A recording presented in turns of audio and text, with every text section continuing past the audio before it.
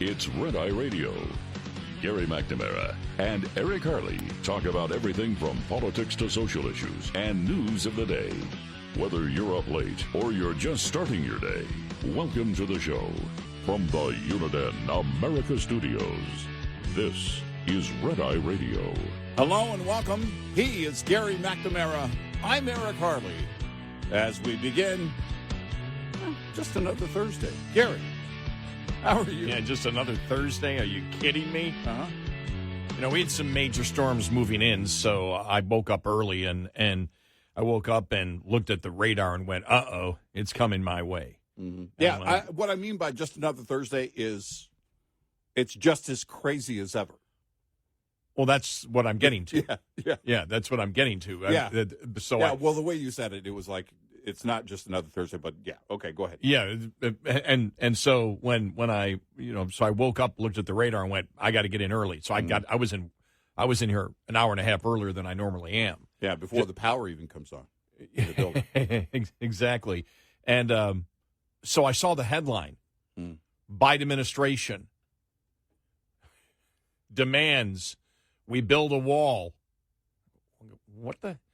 I don't have time to look at this yet. So because I had to jump in the shower, throwing my stuff because the stuff was heading my way. Yeah. So all the way into work, I'm like, stop at a stoplight. I'm trying to look at my phone. What Right. in the world's going on here? Right. What? So Biden wants to build a border wall now in Texas. Yeah. And the most incredible thing is Mayorkas has waived all the environmental impact rules on it. Right. Yeah. So from the Democrat standard, the Biden administration, Joe Biden, not only wishes to become a xenophobe and racist, but he wishes to destroy the planet by waiving all the environmental rules to build a wall. At least Trump wanted solar panels on the wall. Yeah, right. And it was going to be sponsored. It's going to sponsor it, right? He was going to build a wall and make IKEA pay for it. I think that was the political promise, right? I mean, my God. I'm looking at some of these headlines. Biden administration admits immediate need for border barrier. Mm-hmm. Trump campaign comes out. Trump is always right.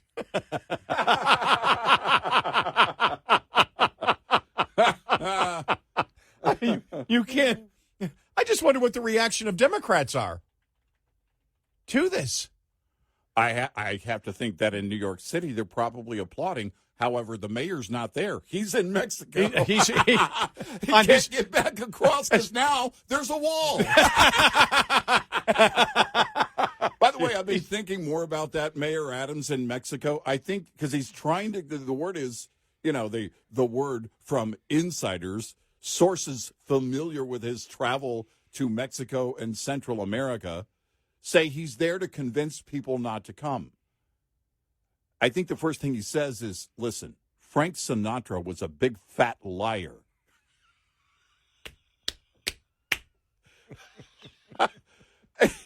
This is the most fun time to be in talk radio. Yeah, it is. Ever. It is. And New York now, Post. By the way, New York. I would rather not have the nation's problems. Right. I would rather go back. I would trade that in a heartbeat to go back to doing boring stuff. Yeah, but the idiocy of human beings is funny. It's absolutely hilarious. Although I just want to get this in, the New York Post calling it the discouragement tour for Adams. Yeah. Now, here's the thing. Is it ultimately going to discourage him from running for re-election as mayor? It just might.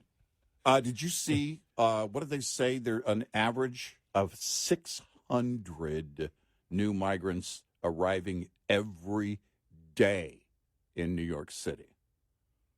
Wow. 600. That doesn't sound like a lot when you think about the overall problem over the years, but they're saying that's the average per day. That means 6,000 over the next 10 days. Yeah. Well, if 600 a day. Yeah. All right, so that's 4,200 a week times 52. Oh, my gosh. You're way over 200,000 on that one a year. Oh, yeah. That's crazy. In one city, yeah. That's crazy. I mean, think about this, though. What really defined Trump for Democrats was the wall. Yeah. And their objection to the wall. I mean, that, if anything, defined Trump for Democrats, it was that. Yep. And that's why we bring out and say from the Democrat playbook of what they said about Trump wanting to build the wall. He's racist. He's a xenophobe.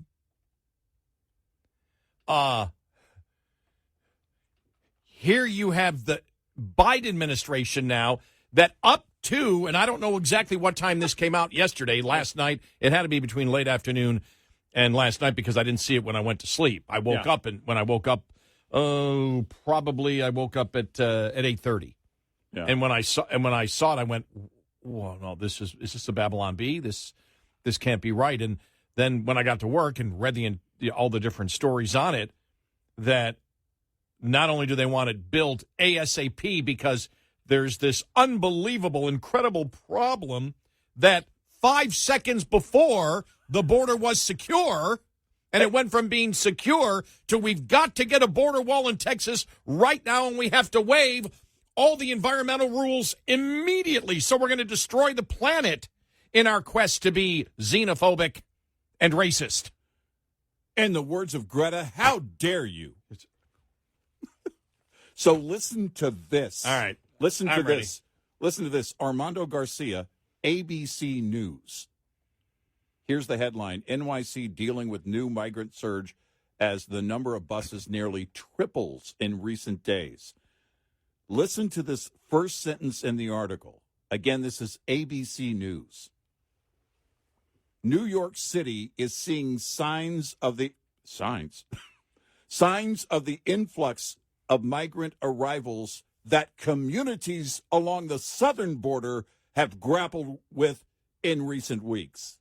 But what they're saying is in recent weeks, they're seeing it in New York, but they're talking about what he's trying to say, it probably needs to be rearranged a little bit. I'm no journalist myself.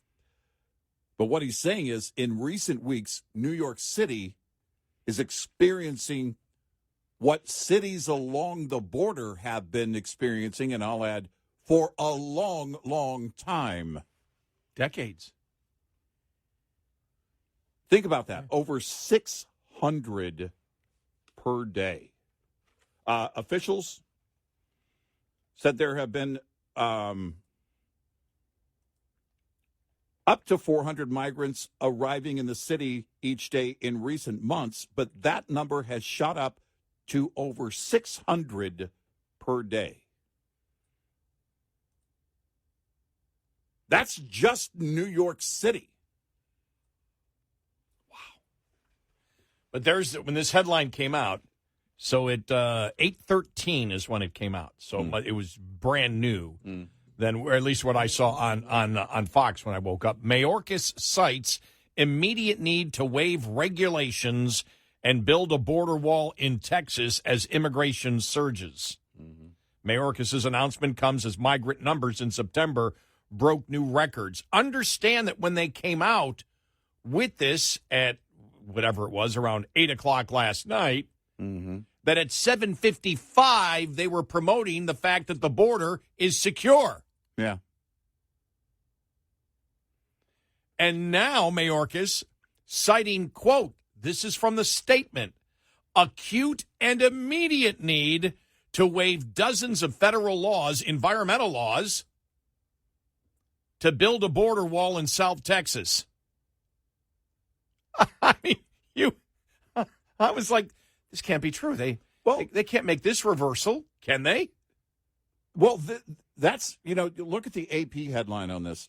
Biden administration waives 26 federal laws to allow border wall construction in South Texas. Including the Clean Air Act, the Safe Drinking Water Act. Because who needs that? And the Endangered Species Act. So in order, again, by the Democrat standard of how they judged Trump, I may repeat this 100 times during the show today. We can just tape this segment and play it over and over again for the entire show and we can go home. Because this is how mind-boggling this is. But, I mean, that in order to promote, by the Democrat standard, the Democrats' racism and xenophobia, they also wish to destroy the world in doing so. I mean, think about these words coming out of Mayorkas' mouth. Think about it. There's presently an acute and immediate need to construct physical barriers and roads in the vicinity of the border of the United States in order to prevent unlawful entries into the United States in the project areas. You said the border is secure. I know. Somebody remind me, how much cocaine did they find at the White House again? I was thinking the same thing. Well, first off, I was thinking when I read it, am I on drugs? Yeah. I'm like, this headline, I must be hallucinating here. No, it is absolutely bizarre. Wow. I kind of expected a wag the dog on the whole Hunter Biden and impeachment inquiry thing, but I didn't expect that they were going to wag the border wall. Wow. Forget your stupid planet. This is Democrats, their standard. Forget your stupid planet. We're building a wall. Well, We're waiving 26 federal laws in order to do it. I have to ask the question to Democrats. What's the difference between a Trump wall and a Biden wall? Right. Biden's wall will include Bidenomics and be a lot more expensive, I'm guessing. Because of inflation. Now, remember, though, he's only talking Texas. I know. Trump was talking about the wall all across. Exactly. From California all the way through Texas. And what was the estimate? The number thrown around back then was $25 billion. $25 billion, yeah. Right. Now, Biden doesn't want to build as big of a wall, but he wants to build a wall. Right. And they want to waive environment. I can't even say it. The Clean Air Act, the Clean Drinking Water Act, and the Endangered Species Act. Well, in order to build their racist and xenophobic wall. We asked the question, what in the world does Senator Fetterman have on the Senate Majority Leader, Chuck Schumer, with the whole changing of the rule thing? What I want to know is, what does Texas Governor Greg Abbott have on Joe Biden? Wow. Because think of this. The administration was ready to go to battle with the state of Texas, with the governor of Texas, for putting up barriers in the Rio Grande. And they were, and in fact, the story came out that the Biden administration was dismantling these barriers, and the state of Texas was having to fix them as they were doing this. That, of all the craziness in the possibilities of crazy items, I didn't expect this. But what did we hear in recent days? We heard Democrats saying, do something about this. A Trump campaign spokesperson told Fox News Digital Wednesday night that President Trump is always right. That's why he built close to 500 miles of powerful new wall on the border. Now, is that the difference?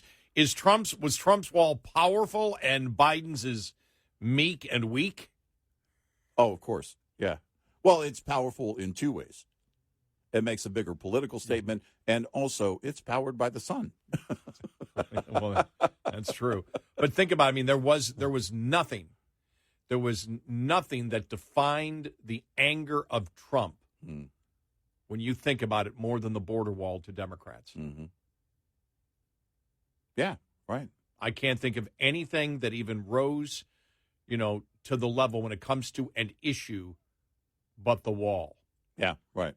And here's another question for Democrats. If the Trump wall wouldn't work, why will the Biden wall work? Right. If Trump wanted a complete wall, the biggest and best wall ever, that would go from California all the way to Texas. Right.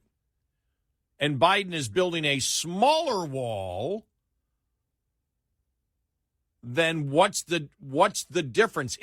If Trump's complete wall would not work, why, and this is a question for Democrats, why, I'm being sarcastic if you're a Republican here.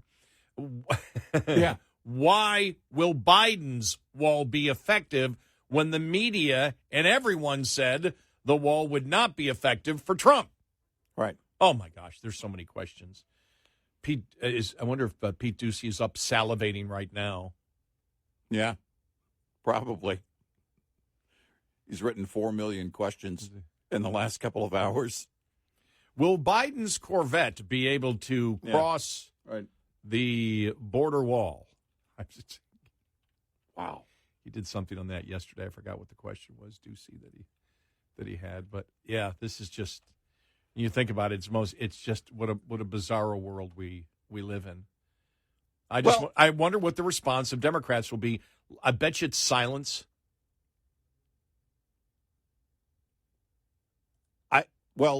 Okay, that's a good question. Where do you go with this if you're a Democrat? 866-90 Red Eye. This report is brought to you by Shell Rotella. With advanced synthetic technology, is designed to help keep your rig running with more mileage and less maintenance. This preventative maintenance tip is brought to you by Hot Shot Secret, the country's #1 fastest growing oil and additive company. If you've been driving a diesel any length of time, you know diesel fuel quality can be an issue. There are U.S. standards that diesel fuel is supposed to meet, like cetane number, lubricity, aka wear protection, deposit control. But oftentimes the fuel at the pump falls short. Let's highlight diesel fuel's lubricity. Diesel fuel in the United States must have enough lubricity so the fuel does not produce a wear scar greater than 520 microns. Without the proper lubrication, you run the risk of fuel pump and injector failures. This is why a premium additive is needed to keep lubricity levels in spec, to keep the fuel system protected and avoid costly repairs and downtime. Add Hot Shot Secret Everyday Diesel Treatment, a 6-in-1 fuel booster at every fill-up to keep your fuel's lubricity within specification of U.S. standards, and the Engine Manufacturers Association's recommendation for lubricity to keep your fuel system protected. Learn more about the science behind diesel fuel and Hot Shot Secret's Everyday Diesel Treatment at hotshotsecret.com. Lines open for your calls. 866-90 Red Eye on Red Eye Radio.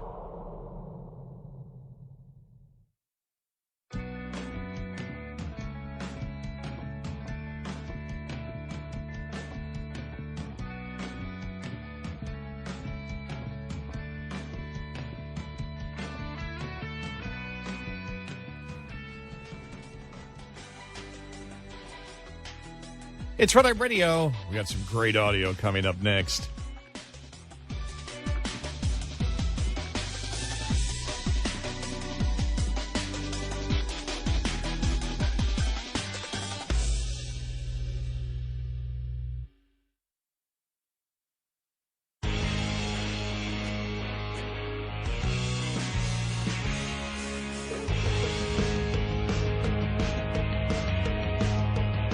Gary McNamara and Eric Harley taking your calls. 1-866-90 Red Eye. And he's Eric Harley, and I'm Gary McNamara. RNC Research put this out yesterday. All right. Biden in 2020, there will not be another foot of wall constructed in my administration. And then right beneath it, today, Biden's DHS secretary declared an immediate need to build 20-plus miles of border wall in Texas. Now, but I think the important thing is not just building the wall, but you have to add on to it destroying the planet at the same time. Yes. By waiving all these environmental rules. Right. But here's this little back and forth. It's only a couple of seconds long. No, there will not be another foot of wall constructed on my administration. Number one. There you go. Number two, we are waiving 26 federal laws and regulations in order to start building the wall. Number three, no questions. I just want to see the response from Democrats tomorrow. I want the show to be over so I can go to sleep, wake up, and see if it's just complete silence, where it's just completely ignored. You asked the question earlier, and there is the question. Because, all right, in recent days, what do we have? All right, Mayor Adams leaving the country, abandoning his post. Going to Mexico and Central America to tell people, please stop. And then and then you've got Bill Clinton going, it needs to be fixed. There's a problem. And you've got, I don't know how many Democrats now screaming about the whole thing. And they know something needs to be done. Hochul, before she walked it back, look, don't give us you're tired and you're weak. We're tired. We're weak. We don't have any more room. We can't handle this. And it was bound to start a conversation. By the way, there was a conversation that had begun on Capitol Hill. I don't know what was going to happen with Democrats on Capitol Hill and the GOP on Capitol Hill, but some of that kind of rose to the surface and was kind of purged out with the whole Kevin McCarthy thing. I'm old enough to remember when the biggest story was the Speaker of the House getting removed from office by his own party. This is indicative of a party that is imploding. And we said there's only one way for Biden to fix the border, fix any of these problems, and that's to do a complete 180. I didn't expect this to be the starting point. What I expected was we're going to have a review committee, and the review committee is going to give us a report in 6 months, and then we're going to be having a conversation with our friends across the aisle, and blah blah blah blah blah blah blah blah blah. I thought that at least pretend like you're listening to somebody. Well, at least by doing this, they have acknowledged what the problem is and the root cause is, and the root cause is people can cross the border, so they will. Mm-hmm. Kamala Harris's trips to find out the root causes of it, and that was, in fact, what they were talking about, Adams, going to find out the root causes, which, of course, is ridiculous. And it said, well, really, sources say it's a discouragement tour to tell people don't come to New York City. Sort of the opposite of what he did with Florida when he had billboards in Florida telling New Yorkers, come back to New York, come back to New York. Right. And that's how you know the xenophobia exists from Adams, because he's telling New Yorkers in Florida to come back, but people from outside of the country not to come to New York City. Exactly. Oh, I mean, that's the perfect Democrat example. Yeah. Of xenophobia and racism. Right out of their own playbook. This is their rule book. Yeah. And I don't know if you're a Democrat, what do you think of the president's move on waiving all these environmental laws? By the way, do I need to stock up on clean drinking water since the Clean Water Act in Texas is going to be pushed aside? Yeah. Do I need to be concerned? How do you answer that question if you're a Democrat? Well, something needed to be. Well, Trump said it back in 2016. You guys called him a xenophobe. He had a plan. He was going to build a bigger wall. According to him, it would be a better wall with solar panels. With solar panels. I don't know where you go on it. Oh my gosh. I don't know how I pass the time between now and the next White House briefing. Well, I think what I know what they'll do. They'll just acknowledge, well, of course, we've been looking for any option to secure the border. And we know there's a humanitarian crisis. The border is secure. We're just making it more secure. No, you hit on it right there. They'll do it. We're doing this to solve the humanitarian crisis, which got out of hand. We're doing it to save lives. But how is the humanitarian crisis being caused? Right, exactly. And a non-secure border. You're saving lives over here, but you're willing to throw out environmental laws and kill people over here by their own standards. How dare they? How dare you? Democrats. Yeah. No, this is going to get good. Because you'll see it on social media. Actually, I already saw it a couple hours ago, and it was, well, this is to distract from the whole Hunter Biden and impeachment inquiry thing. This isn't like I said earlier, it's not wag the dog, it's wag the wall. No, this doesn't help. It doesn't. Actually, what it does is it brings the bigger problems that we've been facing as a nation, not saying that the impeachment inquiry and everything behind it and the reason for it isn't a big problem. I'm just saying one of the other big problems, it brings it to the surface. You're not distracting. You're bringing attention to how bad this administration is. Yeah. And bringing up the hypocrisy. Yeah. Because remember, and if this came out around 8 o'clock last night, I'm just talking about, I'm not sure, it might have come out earlier.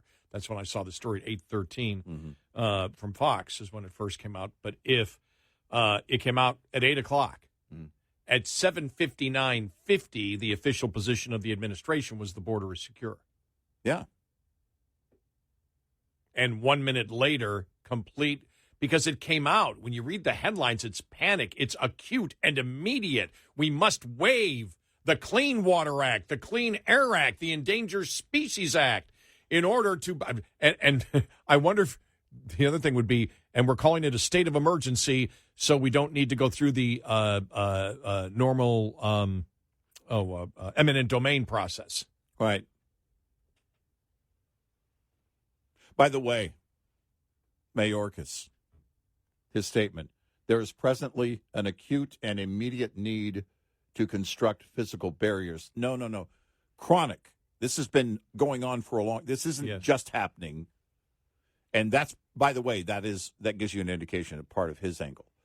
Well, when I was answering questions before Congress, the border was secure. Now we've seen this spike in recent weeks, and something needs to be done to the point that we're going to kill the planet to get it done. They can't win it. No, they can't. They can't win this. They can't because border states, border towns, all of us who grew up very close to the fire know this is not an acute situation. It's number one, caused by this administration on the current level, and number two, has been going on for a long, long time. Yeah, they can't win this one in popular culture. No, they can't. That's where they're going to lose big time because, like I said, the thing, when you see it, I mean, the first reaction again, the situation is not humorous. The response of the Democrats, that's where the humor comes in. Yeah, right. And, right. Well, like I said, when I read it and it said the Trump campaign came out and said, Trump is always right. Well, that's going to drive the left absolutely crazy. Mm-hmm. And so you're going to have some of these leftist publications attempt to justify, which I'm going to love to see, because I get to see the tightrope act you've got to do here to show how Biden's wall is not xenophobic is not racist and is the right way to go, where Trump's was wrong. Yeah, I want to right. see the mental gymnastics they have to go through in order to justify it, and they're not going to be able to do it. No. Nope, they're not. And man, you talk about throwing fuel on the fire. Again, it would have been different if someone, and I suspected they were going to have, I thought they would have somebody from the administration that would come out and say, listen, we're going to review the situation that's going on here. We're working with mayors across the country, blah, blah, blah. We're going to work with our friends across the aisle, and blah, blah, blah, blah, blah, blah, blah, blah, blah. In other words, we hear you. And then really not do anything about it. But they jumped on this thing with Trump's plan and then waved these massive environmental laws and regulations to get it done. Holy crap. I know. And a lot of people, some of the response we're getting is, well, it doesn't matter if they built. This isn't about the substance of whether, because one comment already is out there, well, if they build the wall, they're just going to keep the gates open. Again, that's not the point. The point is the politics of it. Right. The point is the hypocrisy of it. Right. The point is the criticism of Democrats consistently over a period of Trump's entire administration, calling him xenophobic, he's afraid of foreigners, and racist for wanting to build a wall. Right. And then the media over and over and over again stating that a wall is not going to work, and the Democrats saying a wall's not going to work. You can use a ladder and climb over it. He's like, well, we're just going to make it a much bigger and intimidating wall. Well, if you make an intimidating wall, well, that's xenophobic. Yeah. And so, again, that the part of it that catches your eye is not whether this is going to work or not. Right. No. It is what the Democrats said back then as to what they're going to say now, what the administration said back then, and that's why we played the audio cut where he said not one more foot, not one more mile of a border wall will be built, and they've had to go back on it because of what he created. Yeah. He created the mess, and that's the other thing. He created the mess. Now his own solution is to follow what Trump was doing. Yeah. That's the thing. And waive environmental laws and regulations to get it done. Oh, yeah, that's the other part, too. Yeah, As a liberal. Right.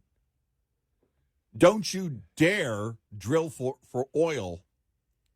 We're going to shut everything down when it comes to drilling for oil. Everything within our reach we're going to shut down. But we can waive the law when we want to. Look, I'm all for national defense. But what this is an indication of is a very desperate administration. I will say that, too. That, to me, it came across as complete desperation. It is desperation. Somebody inside the White House, and I don't necessarily believe it was Biden, but somebody said, you got to do something on this, and you've got to do it now. I don't think Mayorkas didn't come up with this on his own. No. He didn't want to. I agree with you. He didn't want to do this. I agree with you. I don't think. And that's the thing, the reversal here, because they're absolutely panicking. And the funny thing is, it's like defund the police.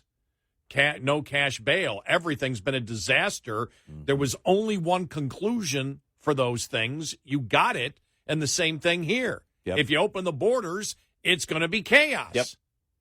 And by doing this, they're admitting it's chaos. Yep. 866-90 Red Eye. Get in touch with Red Eye Radio, toll free at 866-90 Red Eye.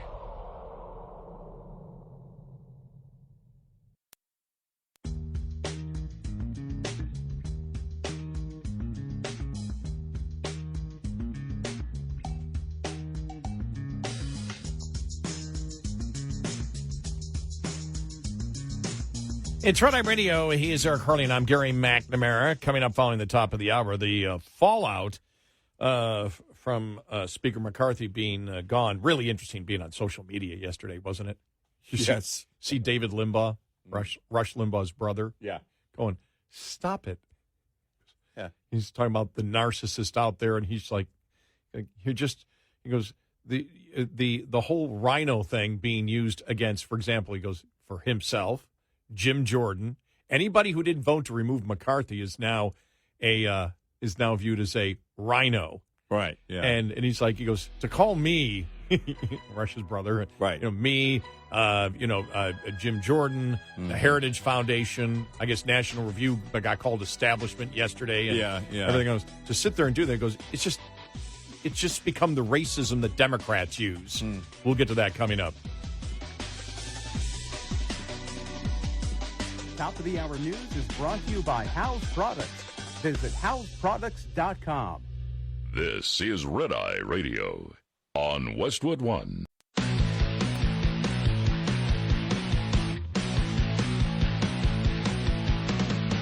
Now, it's Red Eye Radio. Gary McNamara and Eric Harley talk about everything from politics to social issues and news of the day. Whether you're up late or you're just starting your day, welcome to the show. From the Uniden America Studios, this is Red Eye Radio. All across the USA and around the world, we are Red Eye Radio. He is Eric Harley, and I'm Gary McNamara. Yeah, so just so you know, the humor is not the actual crisis at the border and what's going on. No. In the cities that are overwhelmed by it. The humor comes from the Democrats' response, the insanity of it. And like we said, with everything that they have proposed to begin with, we call it insane because you know it's going to happen. You knew it was going to happen day one when Biden opened the border. Yep. You knew it was going to happen. Yep. There was no other conclusion you could come to except where we are today, where they have to reverse like that. Now, it may be just symbolic, but the fact is that if you're doing it and it's just symbolic, you've just had your base going, well, what's going on here? I thought we were for people coming across the border. Right. I mean, the liberal fact, if you see it, when you look at it, you've got 20 to 30% of America that thinks the border is fine. Those are all liberals that want open borders. Exactly. Anybody else knows it's ridiculous. But that's the base of the Democratic Party in the United States. Yep. And so we're really looking to see what the reaction of that will be. But that's where the humor is, with everything on crime, to fund the police, whatever, spending the money that we're spending and getting the inflation. These were all obvious things that were going to happen. Right. The EVs, trying to sell something that the American government coming up with what Americans should buy that Americans are not demanding, that is a product that is less efficient and productive from and more expensive, much more expensive than the product that currently exists in the marketplace. And we see the collapsing of it now. When there was no other conclusion to that. You cannot build an economy, and that's why we talk about there. And I think Breitbart did a thing on the union workers out there saying, "Yeah, the whole green energy thing from Biden's going to kill us." They know it. Yeah, they know it. Right.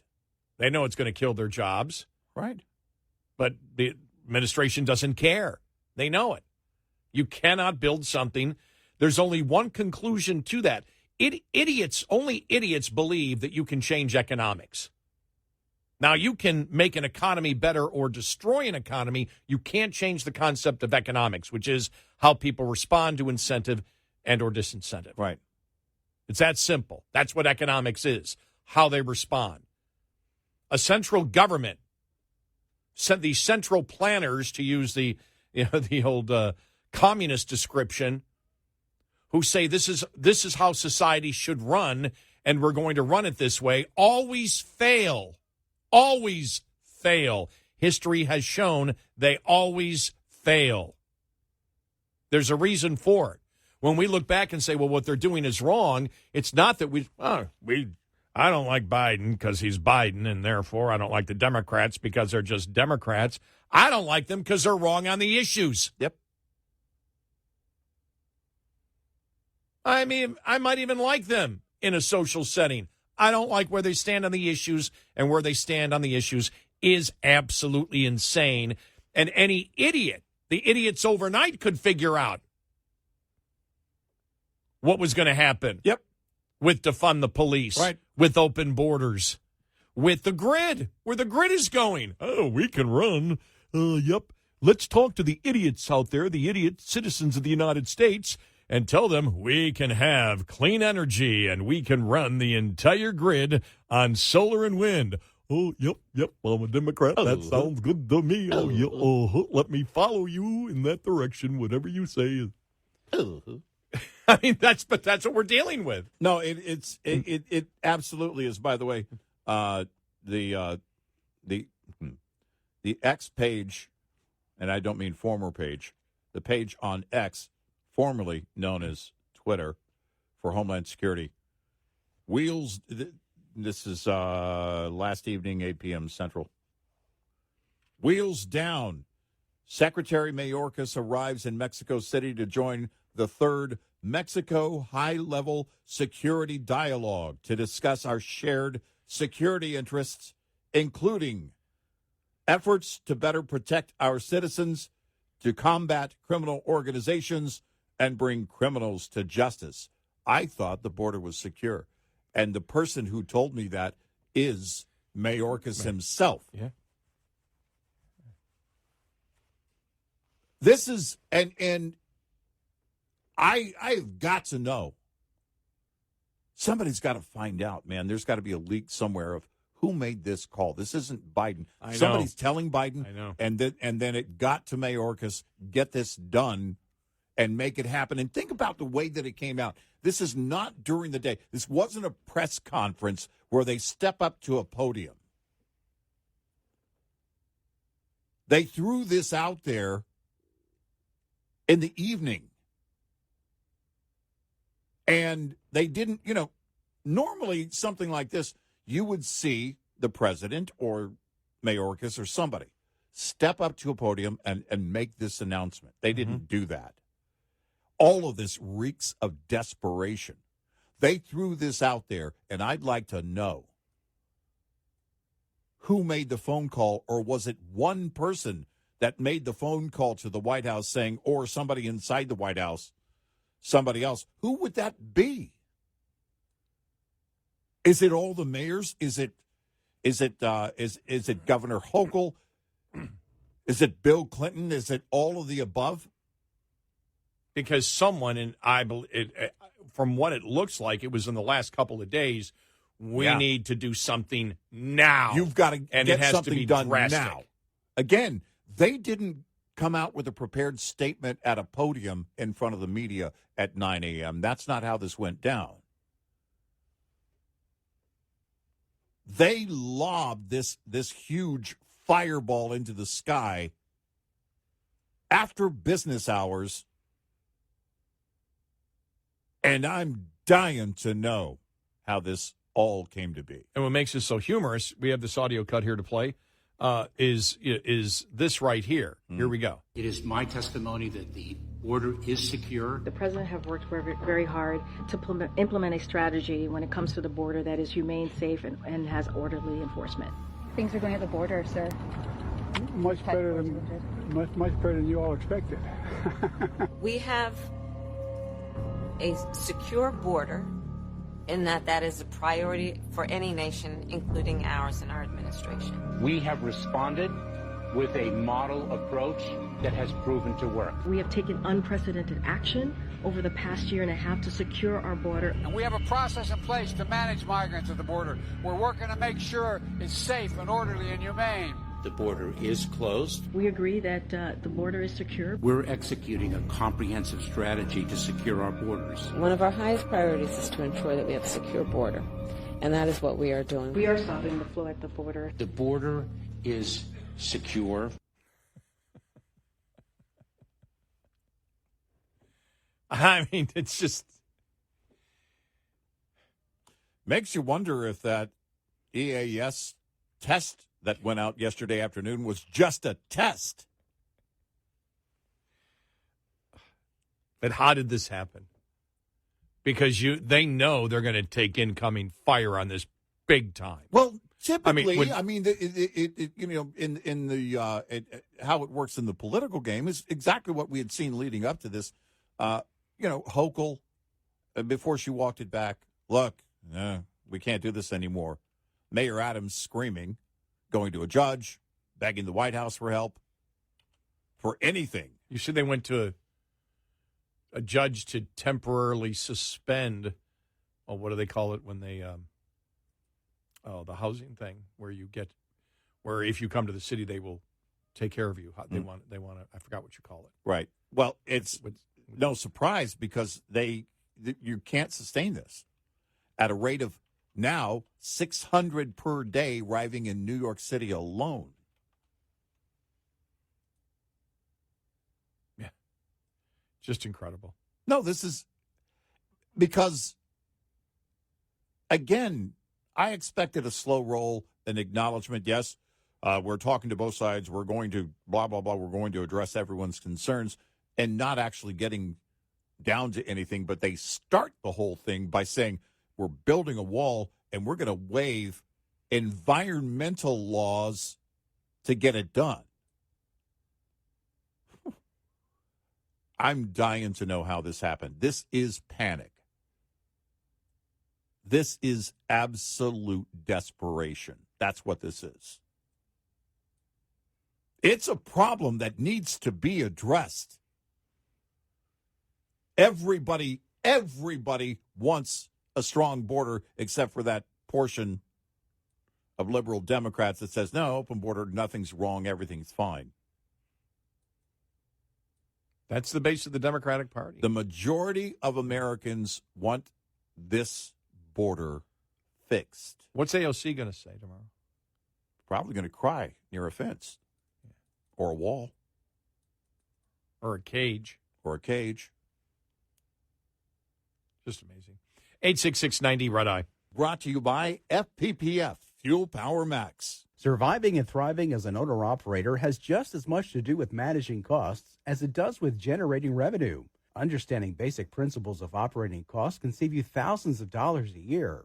Costs are not the same each month. If 9,600 miles are driven one month and 10,000 miles the next, two different sets of costs apply for each month. For example, if your tractor payment is $1,850 per month and you drive 9,600 miles in the month, your tractor payment is costing you 19.3 cents per mile. Drive 10,000 miles, though, and that same payment will cost you 18.5 cents per mile. This is one of your major fixed costs while paying off a truck loan. The difference in this example is only a fraction of a cent, which may seem like small change, but it ultimately amounts to $960 more annually on the bottom line. Because though fixed costs do not go down over time, you can reduce your cost per mile with more paid miles. Brought to you by Shell Rotella, with advanced synthetic technology is designed to help keep your rig running with more mileage and less maintenance. We'll be right back with more Red Eye Radio with Eric Harley and Gary McNamara.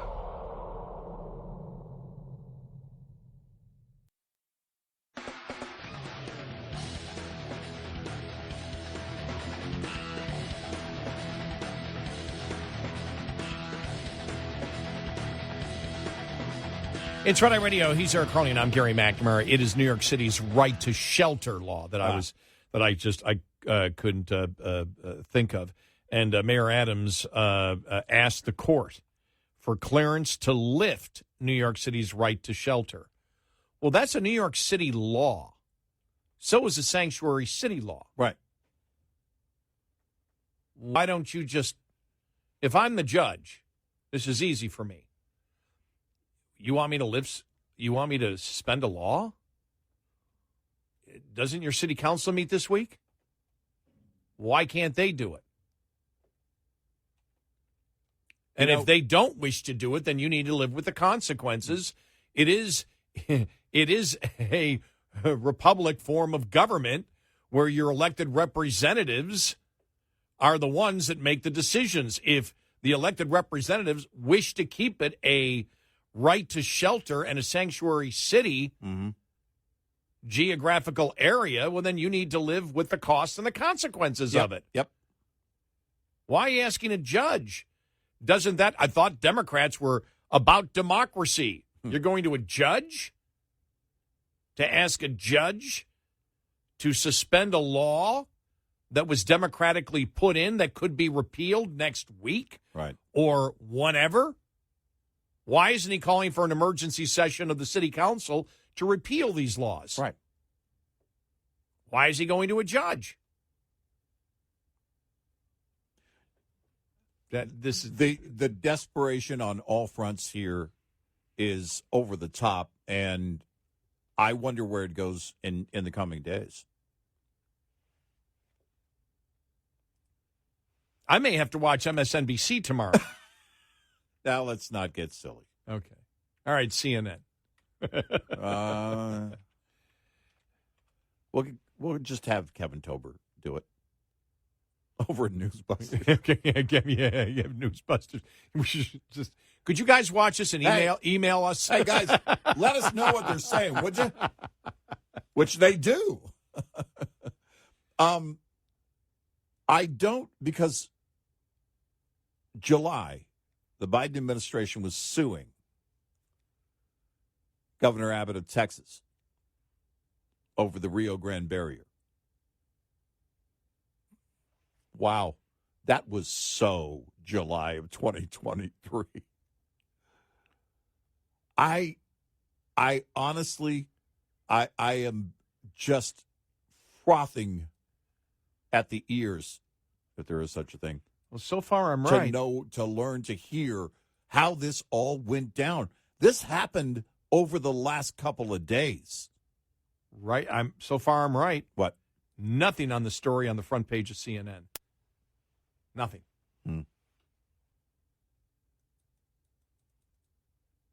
It's the lead headline, McCarthy, the fallout there. Yeah. The Biden's dog. Yeah. By the way, inside the White House, they were saying something has to be done about this dog. Crime. Mm-hmm. Ukraine. Mm-hmm. Crime. Trump. Can you impeach a dog? Yeah. An iconic 1973 horror film is returning with the sequel. All right. Nowhere on the front page of the CNN that I can see here, and I'm scrolling down because the front page is really, really long. You know, but if you look at the top 30 headlines, there's nothing on that. Yeah. Nothing. And so I just wonder if if the liberal media is just going to be quiet on it, as if it doesn't exist. Mm-hmm. You saw that. What's her name? Marcus from the Washington Post. I'll find the story. I saved it. Saying she believes that there's a double. She's as liberal as you can get. She's now afraid that there might be a double standard. A two-tier justice system going after Trump when nobody else would be gone after for what he did. Right. That's what her fear is. All right. Got to ask the question. It's not now if they're doing drugs. The question is, what kind of drugs are they doing?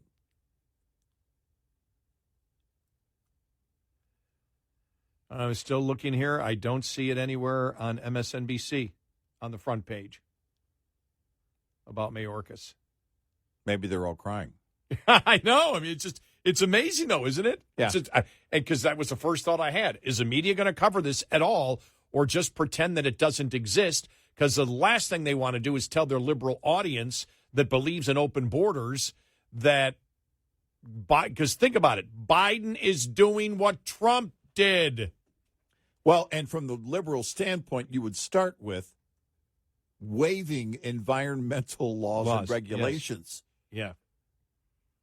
How dare you do this? Keep in mind, this is a party that doesn't want him to run again. Wow. For the far left, especially the environmental activists. I don't know. We may be past the tipping point for those people. You have the latest, but this isn't helping. They had the latest from NBC News, and it's just like the ticker of all stories. It's not even on there. Wow. As I'm scrolling down through it right now, so I'm just amazing. My first thought: How will the media cover this, or as I said earlier, or won't they? MSNBC, CNN cannot find it on the front page of, and of course it's a front page story. Yeah. Right. It's a front page story because Biden is doing something that he said he would never do, and he's doing what Trump did on a much smaller scale. Right. But still, it's the same concept of a wall at the border and waiving environmental laws in order to do it because it's such an acute and serious mess at the border.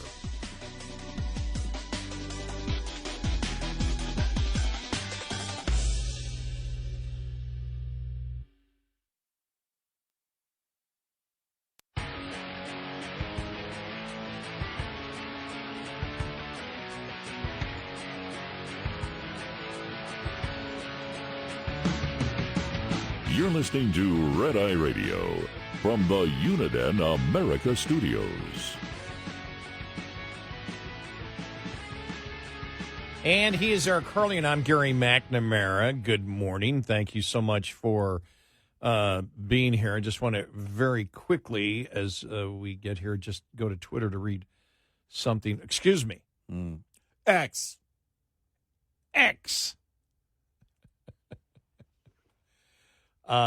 Just part of the fallout of the Speaker McCarthy vacating 2 days ago, and just everything with Gates and all this, and the back and forth, as you saw yesterday, going on between Republicans and conservatives and rhinos and non-rhinos, whatever that means these days. Right. Yeah. But it was David Limbaugh, when I saw his post yesterday. I went, whoa. He said, some people on the right use the term rhino as loosely and foolishly as the left uses racist, trivializing its meaning. Its meaning. Calling me or Mark Levin or Newt or Jim Jordan or the Heritage Foundation rhino is a bit pathetic. Look, I'll say we can carve out Newt from that group and say, I don't think we ever called him a rhino, but we talked about him sitting with Nancy Pelosi and the whole thing. Yeah. And that was a clear John McCain type move. Yeah, I mean, but right. But he's a Republican. Yeah. I mean, he's and we severely criticized him on that, and we're correct in our criticism. That is as far away from conservative values as you can get, because it leads to what we're dealing with now in terms of mandates on the environment. But the point is here, if you didn't vote for McCarthy being out, then you're a rhino. Yeah, right. Yeah, because he's bringing Newt in, for those that don't know, because Newt was very vocal. Newt Gingrich was very vocal that this shouldn't have happened, and Matt Gaetz should be gone as a result of this, and So now a non-rhino is somebody who gets the vast majority of support of the Democrats. Well, you and I were having this conversation. Let me go back. In fact, our friend and colleague Ben Shapiro a little while ago, about a half hour ago on X, in quotations, we don't want a uniparty. The uniparty always votes together. That's why we're voting along with every single Democrat to oust the Republican Speaker of the House, end quote. And then he's got a really, really, he writes a really, really stupid argument. He always sounds smarter. That's just going to be the way it is. But yesterday we didn't use those words, but what we were saying was essentially Matt Gaetz had to leverage every single Democrat, and now we'll fold into it. You and I were going back and forth during the break. What's a rhino? In order to get what you wanted done, it required you had to go along with every Democrat in the House. Well, who's the rhino? Yeah. I mean, that's the rhetorical argument you can make when you do the rhino thing. But we all know what rhino means, Republican in name only. And I remember this goes back years ago when this first started being used. And I'm sure it was when we disagreed with Trump on something where somebody one time called us up and said, you guys are rhinos. I go, well, absolutely we are. 100%. We're much more conservative than where a lot of people, not all, but where a lot of people who support Trump want to take the country. I'm a conservative. They're not. And the Republican. So it brings you the question of what is a rhino? Exactly. And brings you to the next question. What is the Republican Party about? Right.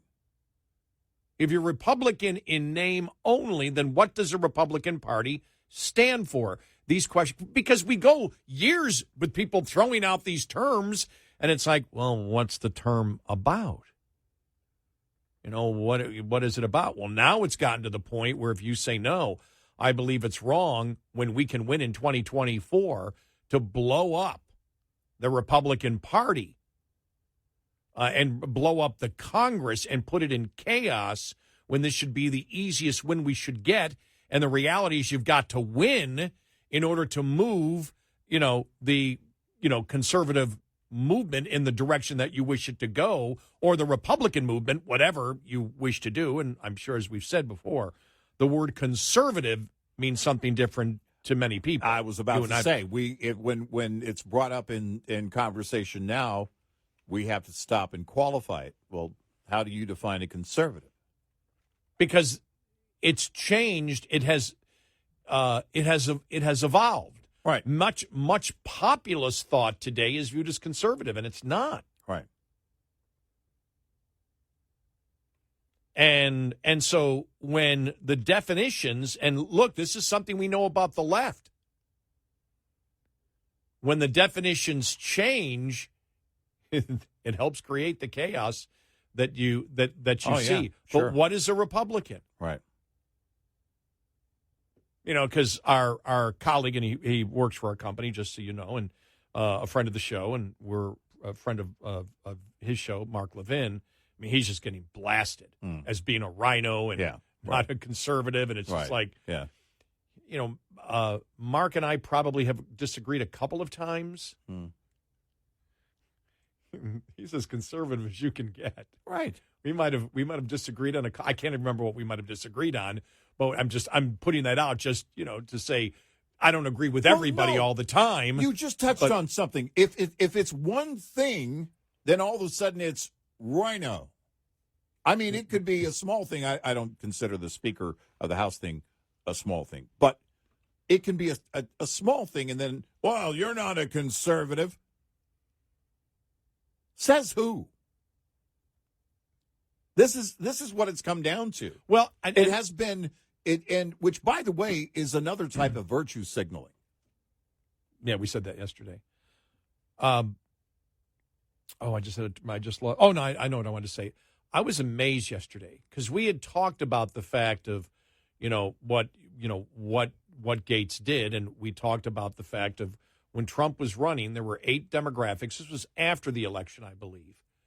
I can't remember if it was before or after the election, where we went through, the coalition that Trump had put together that had supported him, from the religious right to whatever. And then we got to the other part of it, and that was created really with the swamp in the fall of 2015, which was the swamp. We need to get rid of the Republicans no matter what. And then it became, we just need to blow up the party because the party the party is wrong. Yeah, I got one woman very upset yesterday because she I haven't listened to you since 2016 when you criticized Trump, and I turned it on and you're saying the same thing. And I wrote to her, I go, but you haven't said where I'm wrong.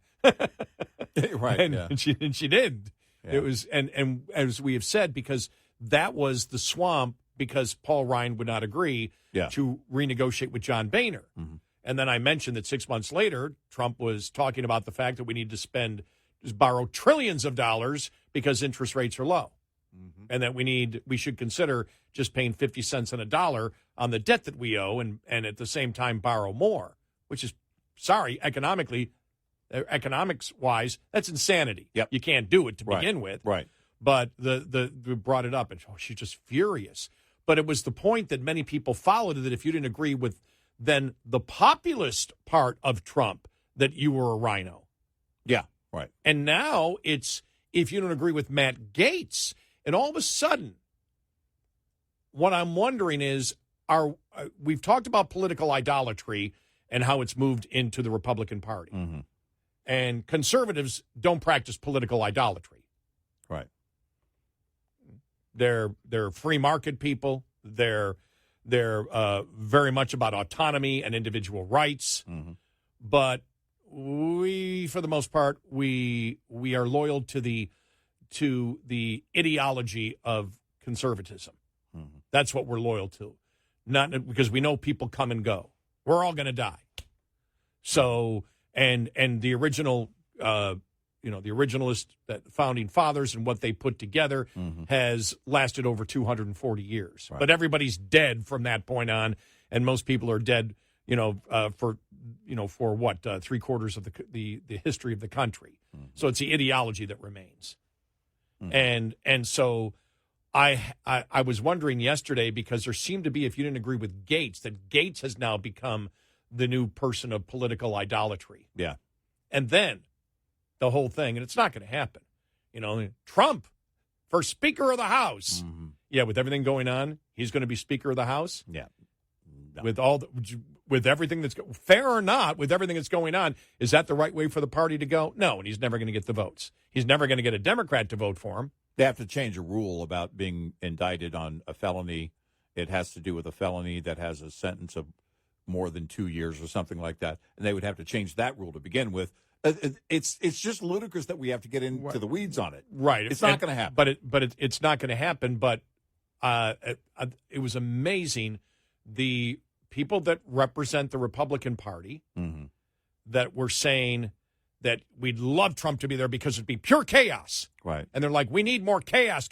The word chaos was used so much, and I went, that's that demographic There you have it, right that there. we go back to, that in 2016, where we just said they just want to blow up everything.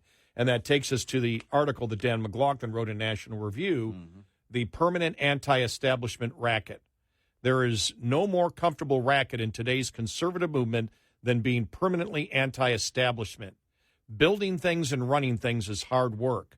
Posturing yourself as forever in opposition to whoever is in power in your own movement is easy. It's like being a permanent teenager, always surly and complaining about authority, never having to actually make dinner and pay the mortgage. I have little patience for that sort of thing from other teenagers when I was one of them, and I have a lot less patience for hearing it from people in their 60s and 70s now. Whoa. Yeah. He goes, and for sure, there's always problems with people in charge, and there's a noble role to be played in keeping them from getting too comfortable. But the point of Democratic politics is to win elections, gain power, and use it, as we stated yesterday. End of story. Yep. You've got to get the power first before you can change anything, and that's why we disagree with what Gaetz did yesterday. And not that we thought McCarthy was perfect in any way, but when you have the advantage that you have on the issues, you want to keep that solidarity together. Yep. He goes, that is, so even if your goal in gaining power is to dismantle a particular power so the next fella can't use it, so many of the anti-establishment types on the right these days are like anti-monarchist who would rather keep complaining about the new king than do the work of building a republic. And there's always money in it. And we'll get to more of that coming up. But it was, really interesting. It's like, okay, what's the philosophy? Why does a political party exist? What is the Republican Party about? Because people are just throwing it. You're a rhino. You're this. You're not conservative. It's like, well, what are the definitions? And that's why a long time ago, it's like, that's how you diffuse it. When we got that call one time, you guys are rhinos. Absolutely. We seem to be much more conservative than the Republican Party. Yeah. Yep. And the direction that they're going in many ways. Oh, yeah. And even though I vote purely Republican, the last Democrat I voted for was a street commissioner back in 92, I think. And that's because the Republican ended up being very corrupt. No. Yeah. And that was about street. And I think he eventually became a Republican anyway, the guy. But so was I really voting for a Democrat? But I'm a registered independent, but I vote in the Republican primary. And the Republican Party in the last 25 years has moved away from conservative principles that I believe in. Oh, yeah. So you can call me Rhino all day. I don't care. Call me whatever. Challenge me on what I believe on the issues. If you dare. And I'm not saying that from cockiness. I'm just saying if you're going to sit there and use, the rhetorical easy way out, that's what it is. If you really want to get down and dirty into the issues, bring it on to us. Yep. 866-90-RED-EYE. We'll be right back with more Red Eye Radio with Eric Harley and Gary McNamara.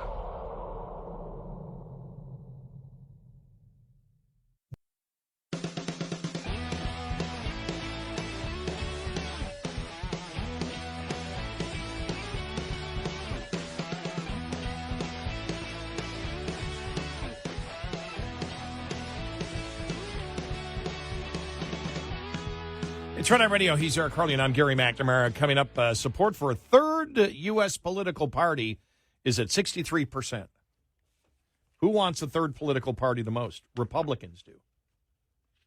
Oh. All That's right. interesting. Okay. I'll have to delve into that one and a whole bunch more. More on the fallout of Gates and McCarthy and all that other neat stuff coming up.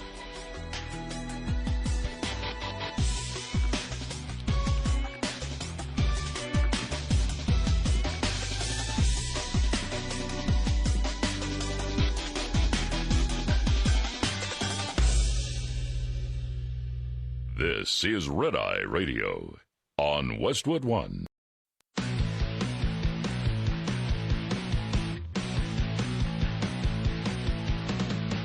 Now, it's Red Eye Radio. Gary McNamara and Eric Harley talk about everything from politics to social issues and news of the day. Whether you're up late or you're just starting your day, welcome to the show.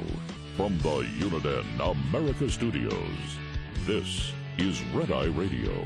All across the USA and around the planet, we are Red Eye Radio. He is Eric Harley, and I'm Gary McNamara. Good morning.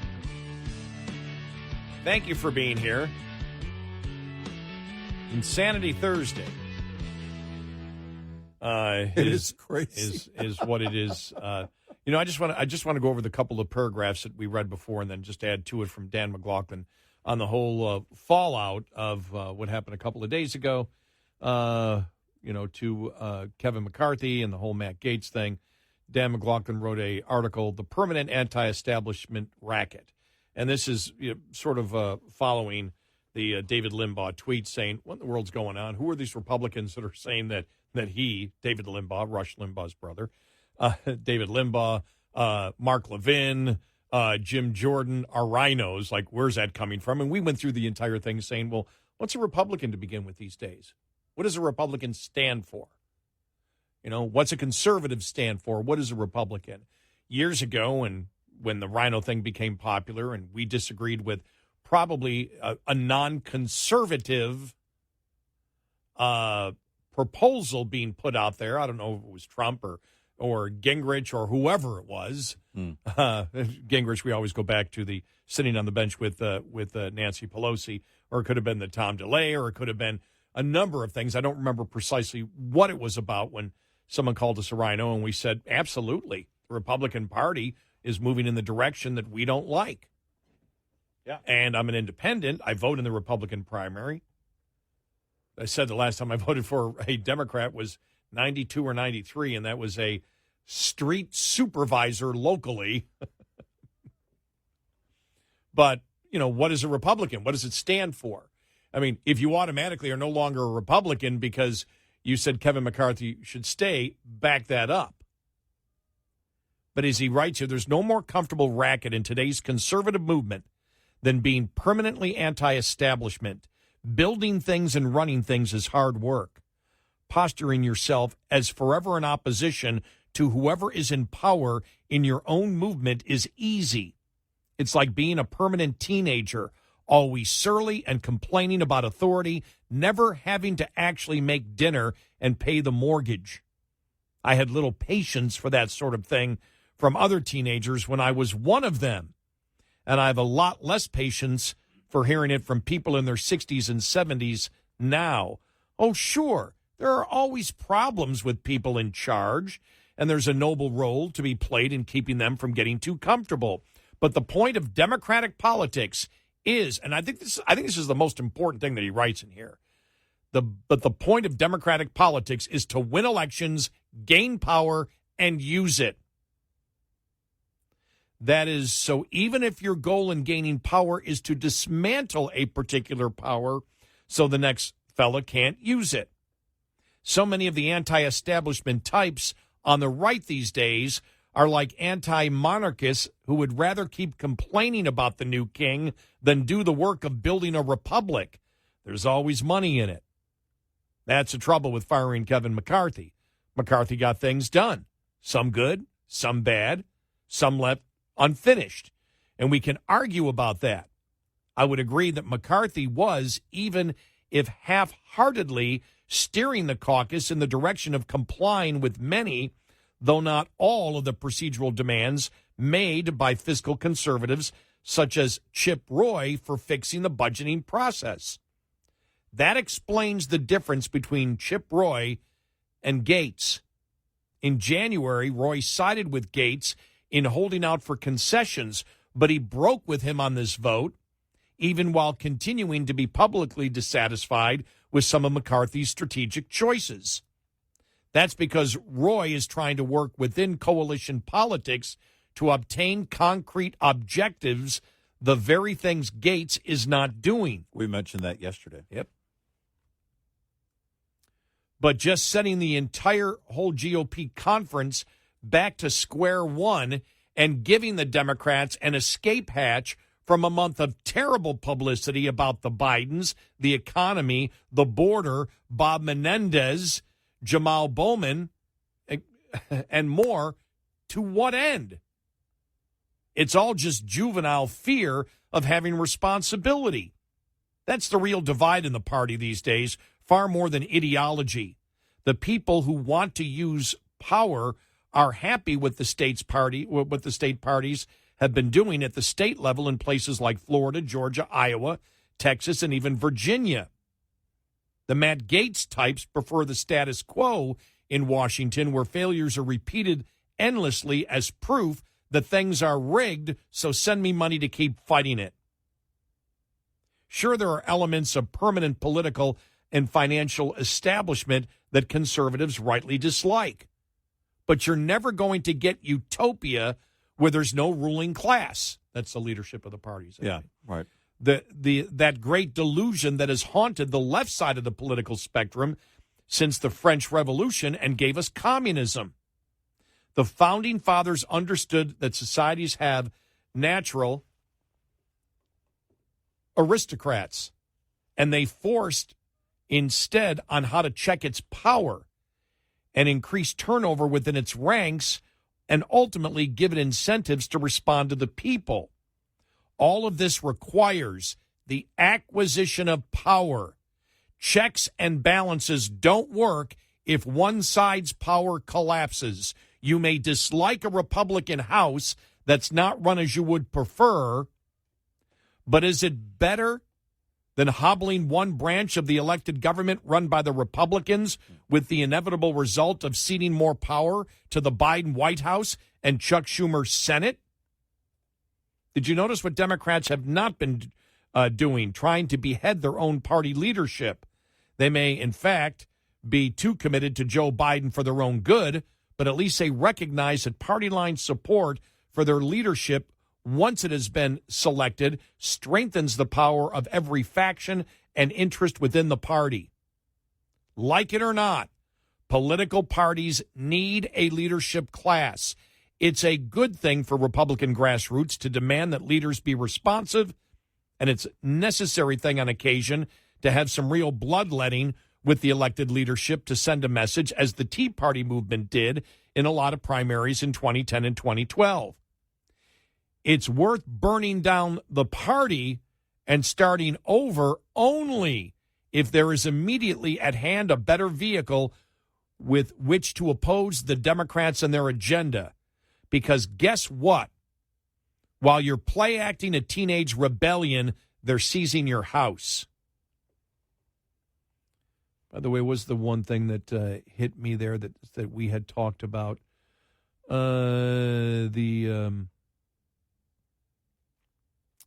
other day.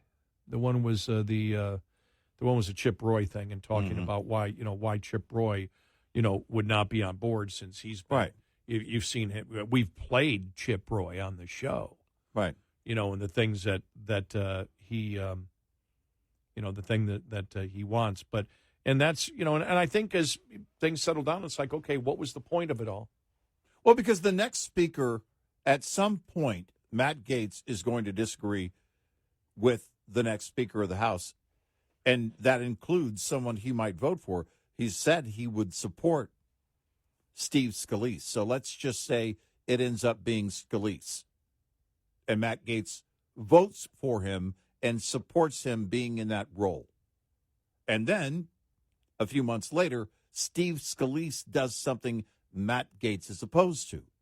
What then? What's your remedy for that? Because your remedy would be likely what it has been for most, has been what the route that Chip Roy would take. Look, he may not have supported Kevin McCarthy at the beginning, but he's the speaker, and we're going to work with what we have to get things done in any way that we can.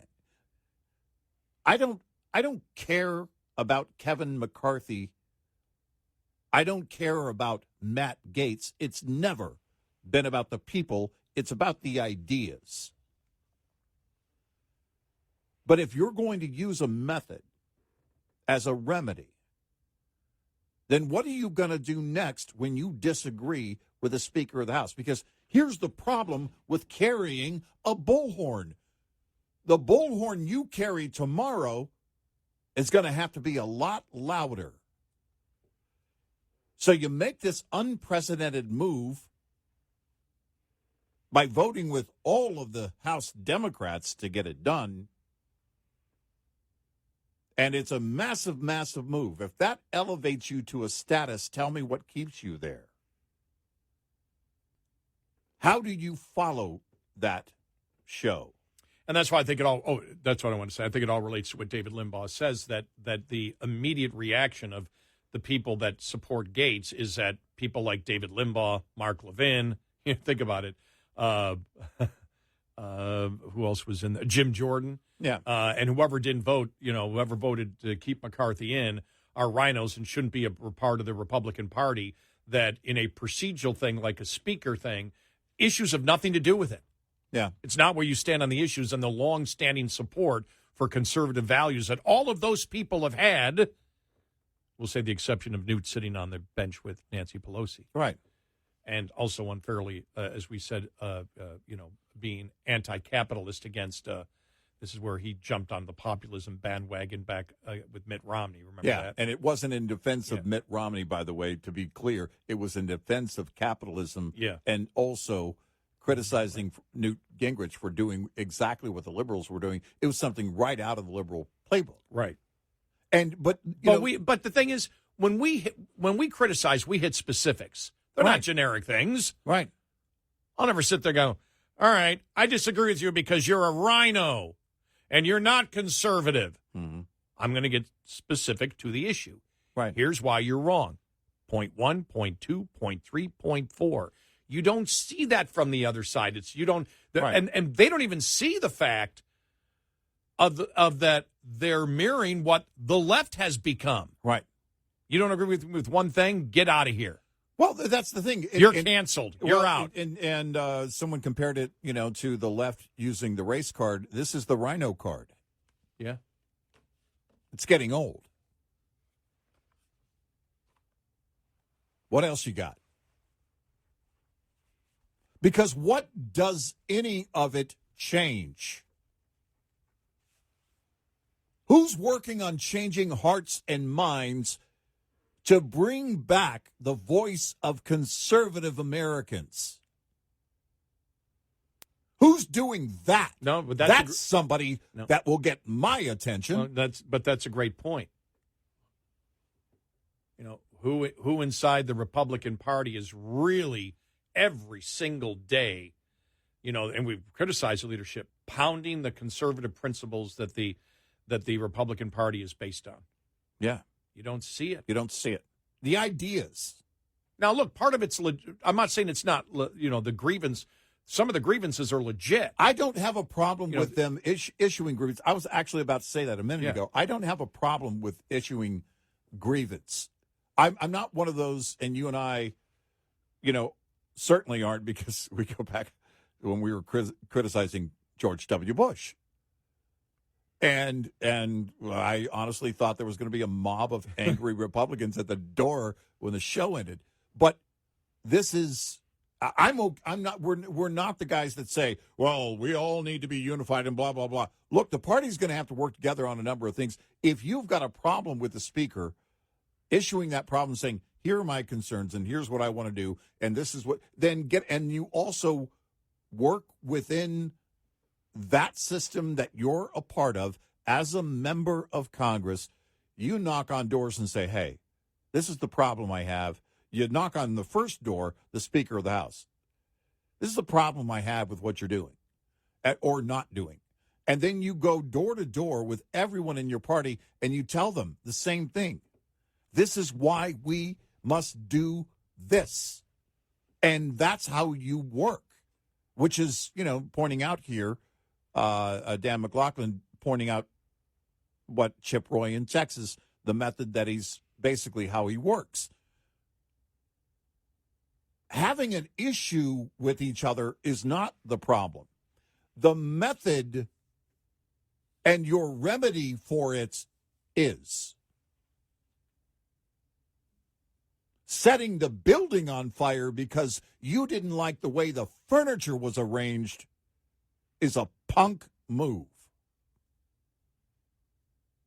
Move the furniture yourself. Do the work. Do the work. John McNamara, do the job.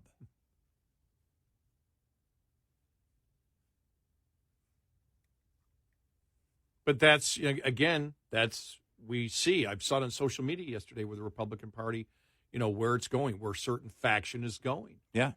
And, you know, it's about that, you know, and that's why David Limbaugh responded. I mean, some of the stuff is absurd. Right. I was reading when I went on X the other day, reading, you know, some of Mark's comments and, you know, just going after Gates, and he's being called a rhino. Mm-hmm. He's never been a conservative. Well, that's all horse manure. Right. Everybody knows it. Right. And it's like, okay, I'm done with you. Mm-hmm. You know, you need to be canceled. Yeah. Okay. Well, and so it's great to see that part of the Republican Party is mirroring the far left. Right. In how they respond to people who disagree with them. Well, yeah, and then it catches fire thanks to social media. You know, Rhino. I guess I better say Rhino or not Rhino. Yeah, Rhino. Yeah. Rhino too. Yeah, I agree, Rhino. Yeah, Rhino. Here, Rhino. Retweet. Hey, let's start labeling people. Yeah. We won't explain anything, but we'll label them. Yeah. Which side does that? Because as I said, that's why we said we've got to redefine these words or find out what the definition is. What's a rhino in 2023? Right. Yeah, and define conservative. Define conservative, define a Republican, right. Define all these things. I can define the issues. A lot of times I don't know where they're going with the evolution of the definition of words. Right. 866-90-RED-EYE. Lines open for your calls. 866-90-RED-EYE on Red Eye Radio.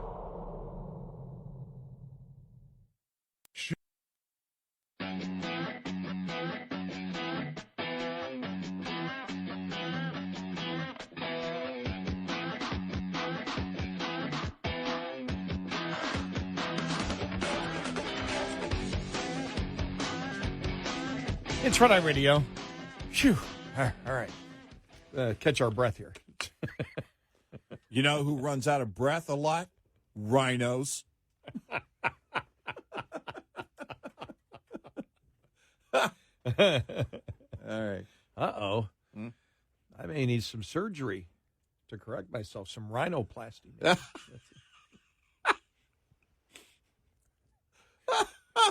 To bring back my Republicanness. We're installing more Republican values. Listen, if you just would start counting backwards from 10, you'll wake up and be feeling fine in no time. Yeah. It's interesting how that kind of, was a lot of the fallout because of the chatter and reaction, to what happened with the speaker. And Matt Gaetz is the face of it. This is him. Mm-hmm. And there's no doubt, this is the way it works inside the Beltway on Capitol Hill, inside the political circles. If you have a rise, well, it's going to be followed at some point by a fall. And the question is ultimately, when all of the honeymoon period of this wears off, because people are going to be looking to Matt Gaetz. The ones right now that are in his corner are going to be, hey, what are you going to do about that? What are you going to do about that? When Steve Scalise is doing something they don't like, if he becomes speaker. Well, hey, number one, he voted to keep McCarthy in. Exactly. That's the first beef. Exactly.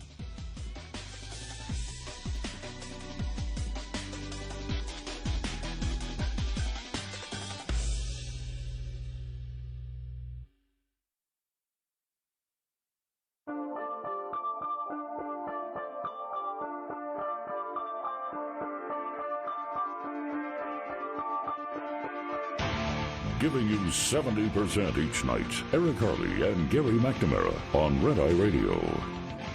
And he's Eric Harley, and I'm Gary McNamara. Let's go to AJ in Virginia about Kevin McCarthy and Matt Gaetz and everything else. Welcome to the show. Hi.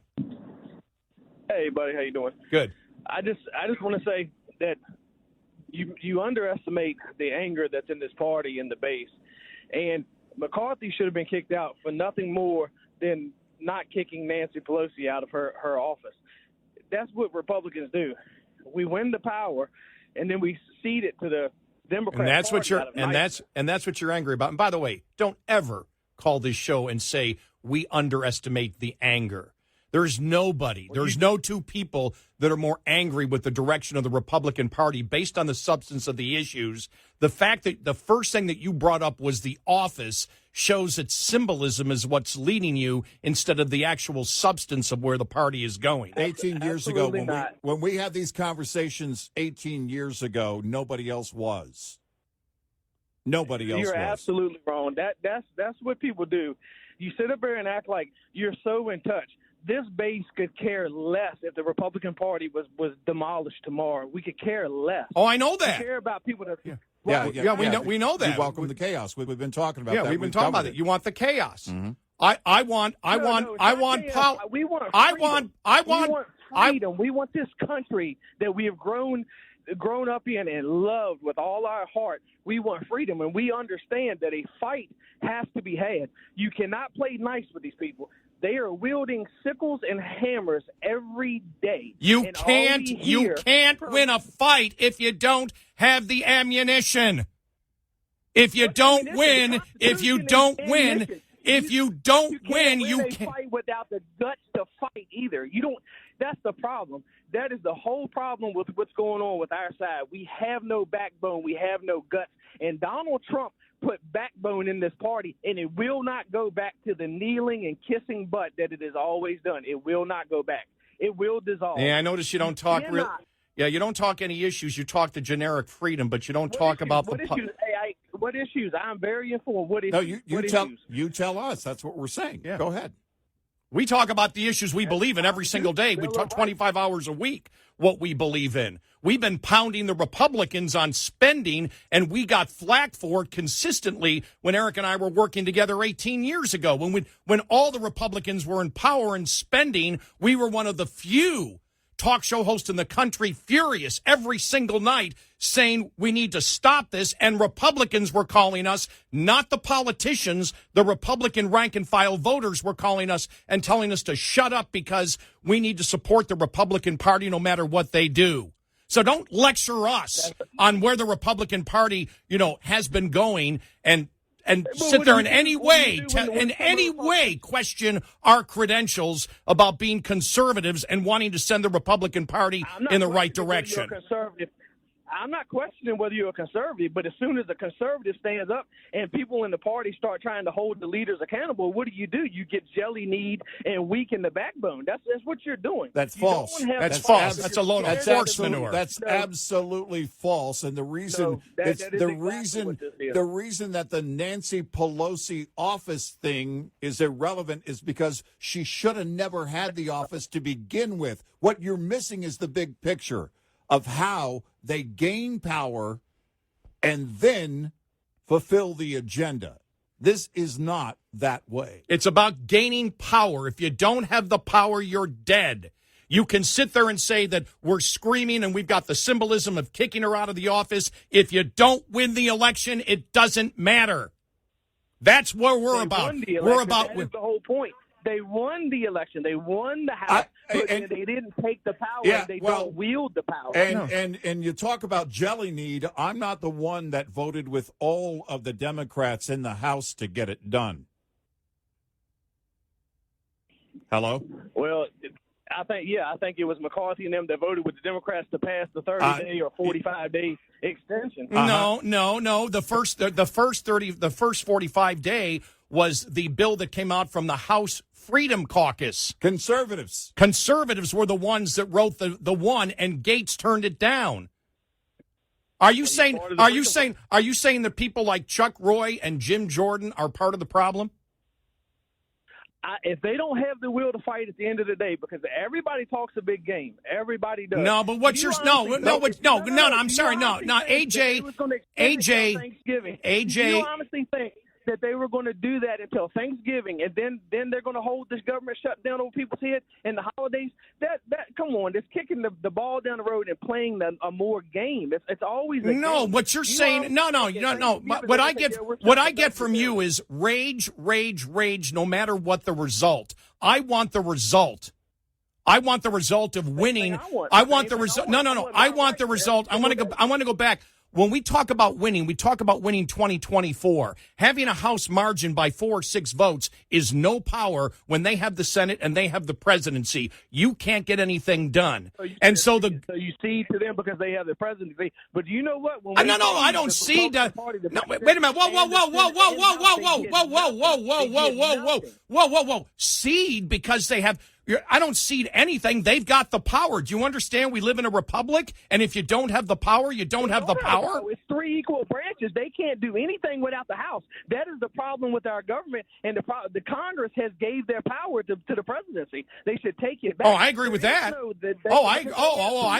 I completely agree with you on that. What happened when they had all the power? What did the Republicans do when they had the presidency, the Senate, and the House? They did absolutely nothing. Oh, you mean with Trump as their leader, they didn't do anything. That Trump wasn't able to convince them as their leader. Hey, the presidency. You brought it up. You brought it up. He signs them. Trump was the leader of the. Trump was the leader of the party and had the ability to unite them. You can't sit there and say that Trump is the one destroying everything, and then at the same time say when Trump was in power and at the House and Senate, they didn't accomplish anything and he bears no responsibility. You can't have it both ways, AJ. He does, but you can't unite the swamp. You have a deep state swamp that was totally against him. Look what they're doing now. I'm sorry. I'm not going to let you. I'm not going to let you go past it. You were screaming and yelling that they won't do the stuff when they have the power. Trump, and you brought it up. Trump was the leader of the Republican Party, and he didn't get it done.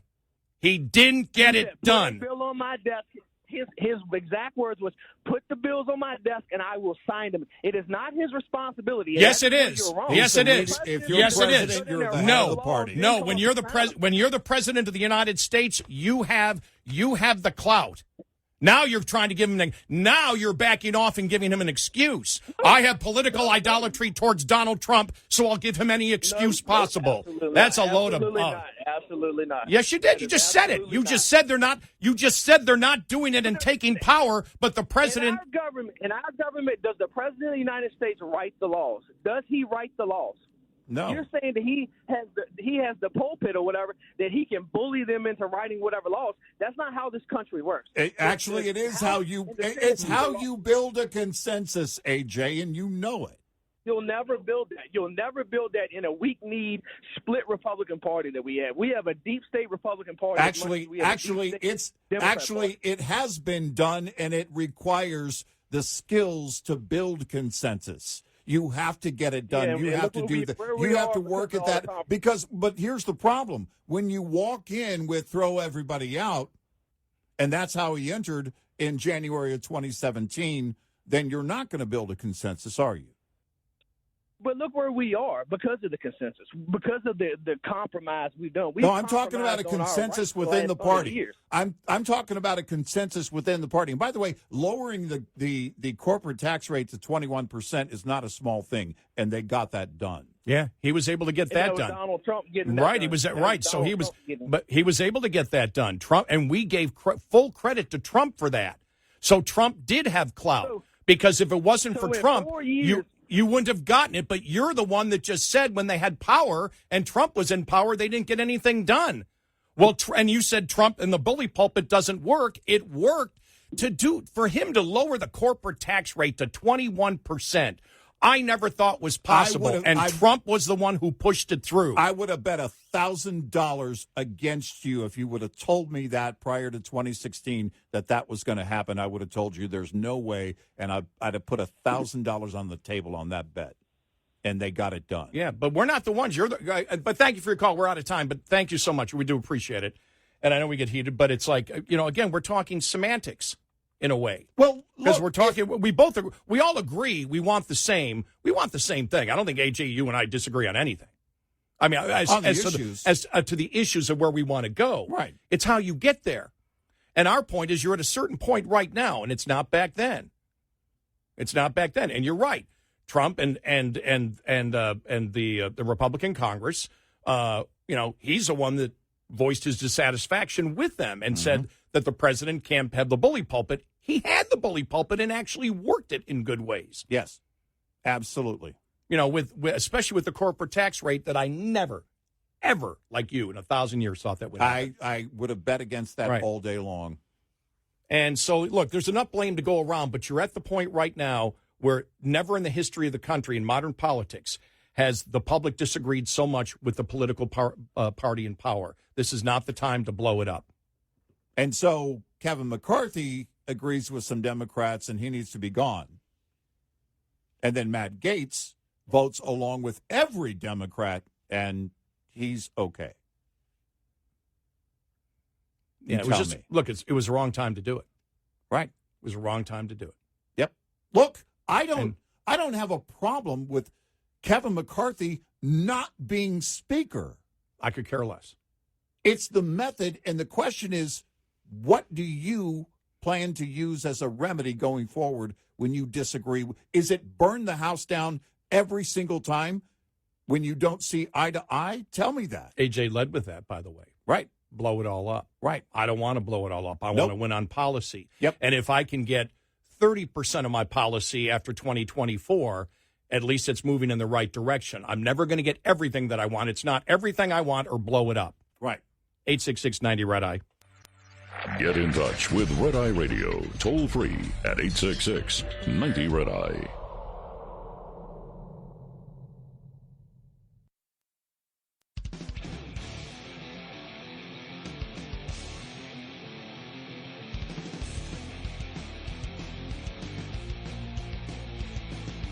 It's Red Eye Radio. He's Eric Harley, and I'm Gary McNamara. Look, we can have the discussion back and forth, but what ticked me off was exactly what ticked off David Limbaugh, was your credentials. If you weren't for what Gates did, your credentials are then questioned about whether you are truly a conservative.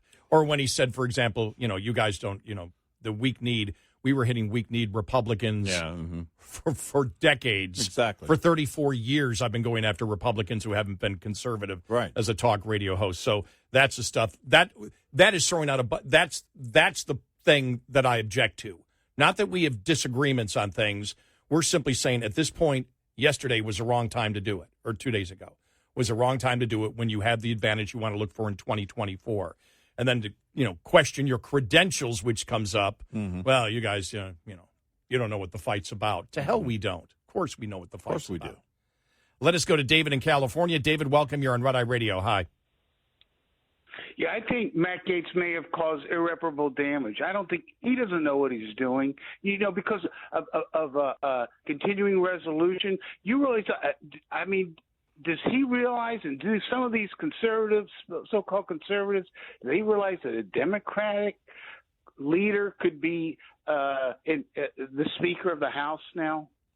That's not going to happen. It doesn't have to be Republican. Yeah, that won't happen. Yeah, that's not going to happen. That won't happen. But certainly, and thanks for the call, David, certainly you can look at it, and again, no one, everybody that's screaming, burn the place down, isn't screaming at the guy who voted with all the Democrats in the House to get his work done. And they're criticizing McCarthy for going along with Democrats. And if we're weak-kneed, is Comer, is Jim Jordan, is Steve Scalise. Well, tell me who wouldn't be. Right, who all the the conservative Republicans, and remember, Matt Gaetz voted against the conservative proposal from the House Freedom Caucus, which is the most conservative part of Congress. And he voted against what conservatives wanted. Not what McCarthy wanted, what conservatives wanted. Right. Let's stop putting these people up on pedestals. Exactly. Because of a 15 minutes of fame that you might agree with and we disagree with. Yeah. Based on the big picture of what you do in 2024. And the other thing is, if you think that the slim margin that they had gives you this incredible power, it doesn't. No. Doesn't work that way. No, it doesn't. It's as you said it was after the election in November. You said this is going to be about building for 2024. Right. I mean, essentially. I knew it. Because nothing's going to get done. No. You just don't have the numbers to get it done, and you don't have the Senate to get it done. When you ignore the facts and just say, yeah, but blah, blah, blah, those are the facts. That is reality.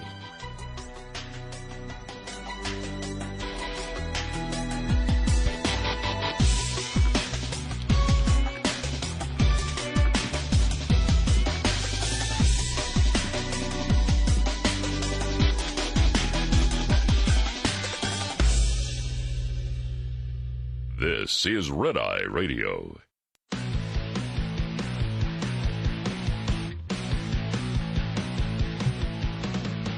Now, it's Red Eye Radio. Gary McNamara and Eric Harley talk about everything from politics to social issues and news of the day. Whether you're up late or you're just starting your day, welcome to the show. From the Uniden America Studios, this is Red Eye Radio. All across the USA and around the world, good morning. We are Red Eye Radio. How's everybody doing? We're all relaxed and calm here. Wish there was something to talk about. All right.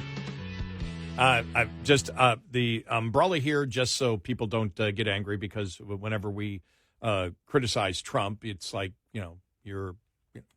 we can compliment him, and that seems to not ever be recognized. But if we criticize him, then we're whatever. We don't care about freedom, and we don't understand what the fight is about, and all that stuff. But the caller AJ, and by the way, I say this about a president that I've stated publicly many times I agreed about 75% of the time with, which is more than probably any other Republican president in my lifetime. Okay, so that being said, but he was talking about the fact that Trump is the only one who will fight. And that Trump will, well, what was this whole thing about? What was the biggest beef It's spending. That was the biggest beef, was spending, because this is the spending bill. This is the budget bill, right? Mm-hmm. And McCarthy wasn't tough enough to get enough concessions. And he only got through the continuing resolution that didn't get anything because Matt Gaetz and a few Republicans did not go for the continuing resolution that the House Freedom Caucus, the most conservative people in Congress, gave to him, and Matt Gaetz rejected it. Yeah. And we're being told that the only people that are willing to fight are Matt Gaetz and President Trump. Trump wasn't willing to fight. Remember the first budget? All the complaints. Remember, it was Trump who promised that he would balance the budget. Mm-hmm. Did we come close? And take 2020 out of it, would we have still spent a heck of a lot of money? Yeah. Mm-hmm. But when you actually get to the point, because the point was, he said Trump is the only one that would fight, and then said, well, last time we had the House and the Senate and the presidency, we didn't get anything done. And we said, well, Trump was president. And he goes, well, president doesn't have any power. And we failed to mention one thing that we want to mention now. The president has more power than any speaker could possibly have, and that's the veto power. Mm-hmm. Trump himself, when he was president, could have said, nope, I don't accept this. Yeah. I veto this bill. We need to cut more. He didn't do it. Why didn't he do it? Massive effect. Well, I think he was trying to do, I think what he was trying to do, which I can understand politically, is the fact that by cutting the tax rates as he did, he was hoping that they could raise the revenue to continue the spending but decrease the deficit. Right. But the fact is the spending still went up. There was no massive cuts in spending. Trump knew politically he could not get it through. That if he vetoed it and shut down the government, he would be hurt by it. Yeah. McCarthy, whether you like him or not, the same thing. Can we close down the government and not get blamed? And do we lose in 2024, which is the big picture?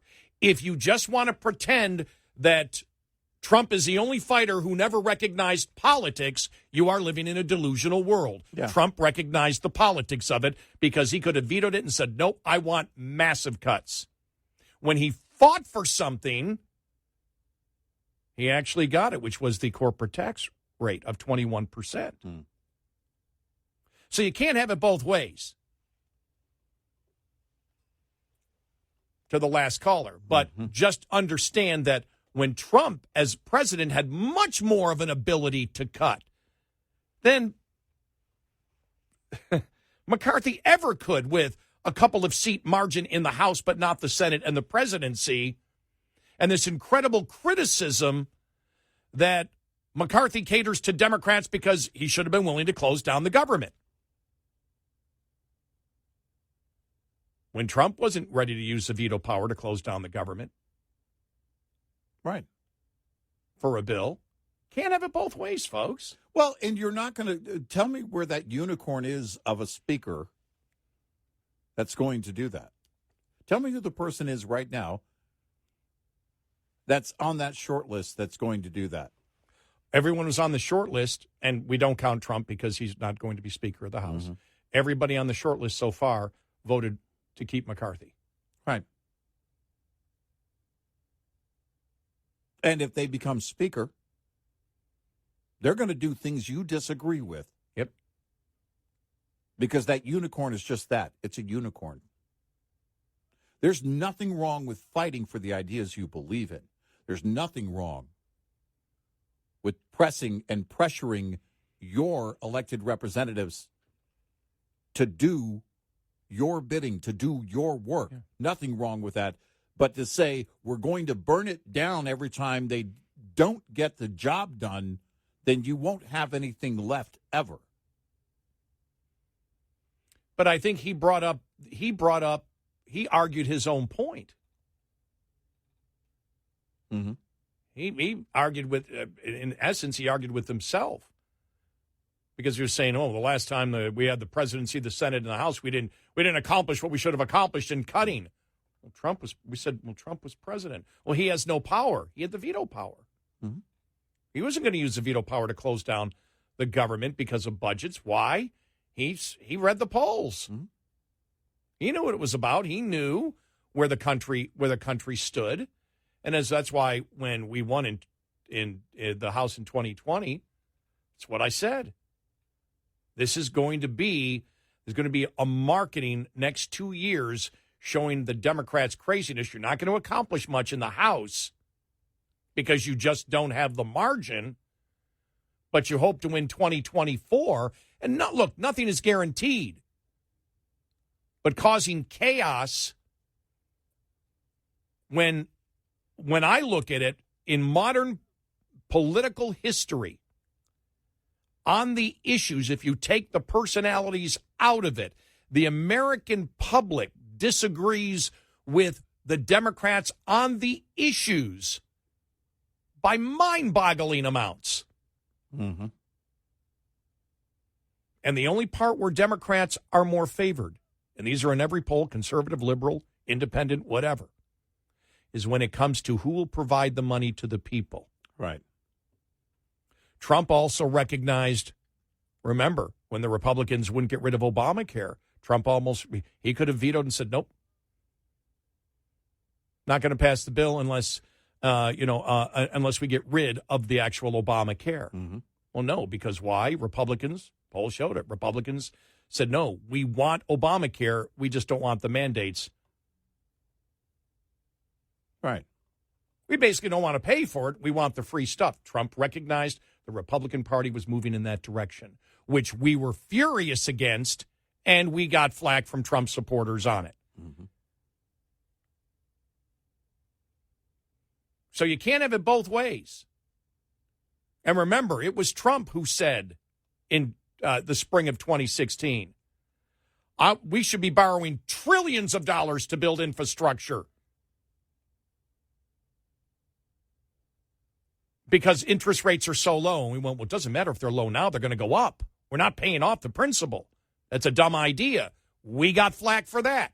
Exactly what Trump supporters that AJ said he's completely against. We need to cut. Right. We shouldn't be here in the first place. So you understand our frustration here because we have memories and we remember, and we've covered this for decades upon decades upon decades. And yeah, we get a little ticked off when somebody questions our conservative credentials or the fact that we're out of touch of what the fight is about. And I only get weak knees during Wendy's commercials. Let's be clear.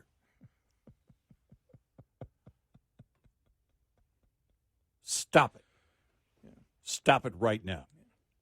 This is again, because the remedy is throw all of them out, which, by the way, isn't new. Throw all the bums out has been around for a while. Oh, yeah. When I first became a talk show host 34 years ago, right about this time, it was the clean sweep. Get rid of everybody in Congress who will not cut the budget. They actually showed up with brooms. We had brooms, yeah. It was actually pretty funny. Mm-hmm. As a brand new talk show host, and all the listeners were embracing me. This was at WJJL in Niagara Falls, and we're standing outside. I pull up, I come walking up there. There's probably about 100 of my listeners. Well, because with all brooms sweeping, pretending they're sweeping in front. It was actually quite funny. So, and what does it tell you about? You look at the congressional districts. Well, the fact is that while you may live in a Republican district, and someone else lives in a Republican district, that someone else doesn't agree with you on everything, and their representative is not going to agree with you. Your elected representative. And you know what? Here's what hurts, and I know this is going to hurt. Even the one you voted for is going to do some things you don't like. And you know what? That's the truth. And it's also okay to be loud about it without saying, we need to burn the house down.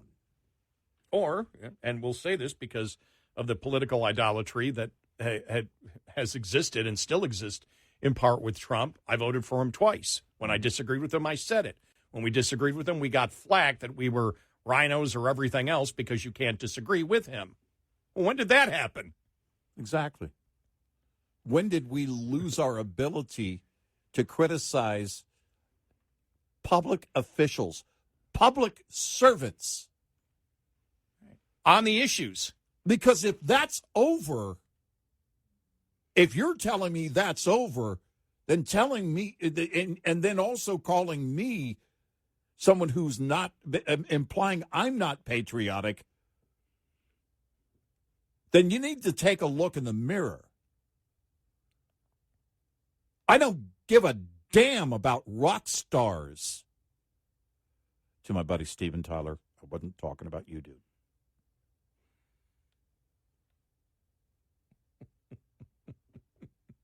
I don't care about the people. I don't know the people. I wish them all well like every other human. This is about the ideas. I care about policy. In a nation that was founded on ideas. 866-90 Red Eye. Brought to you by Hot Shot Secret. Hi, I'm Jen Loomis, a transport safety expert at J.J. Keller, and I'm here to share a tip on speed and space management.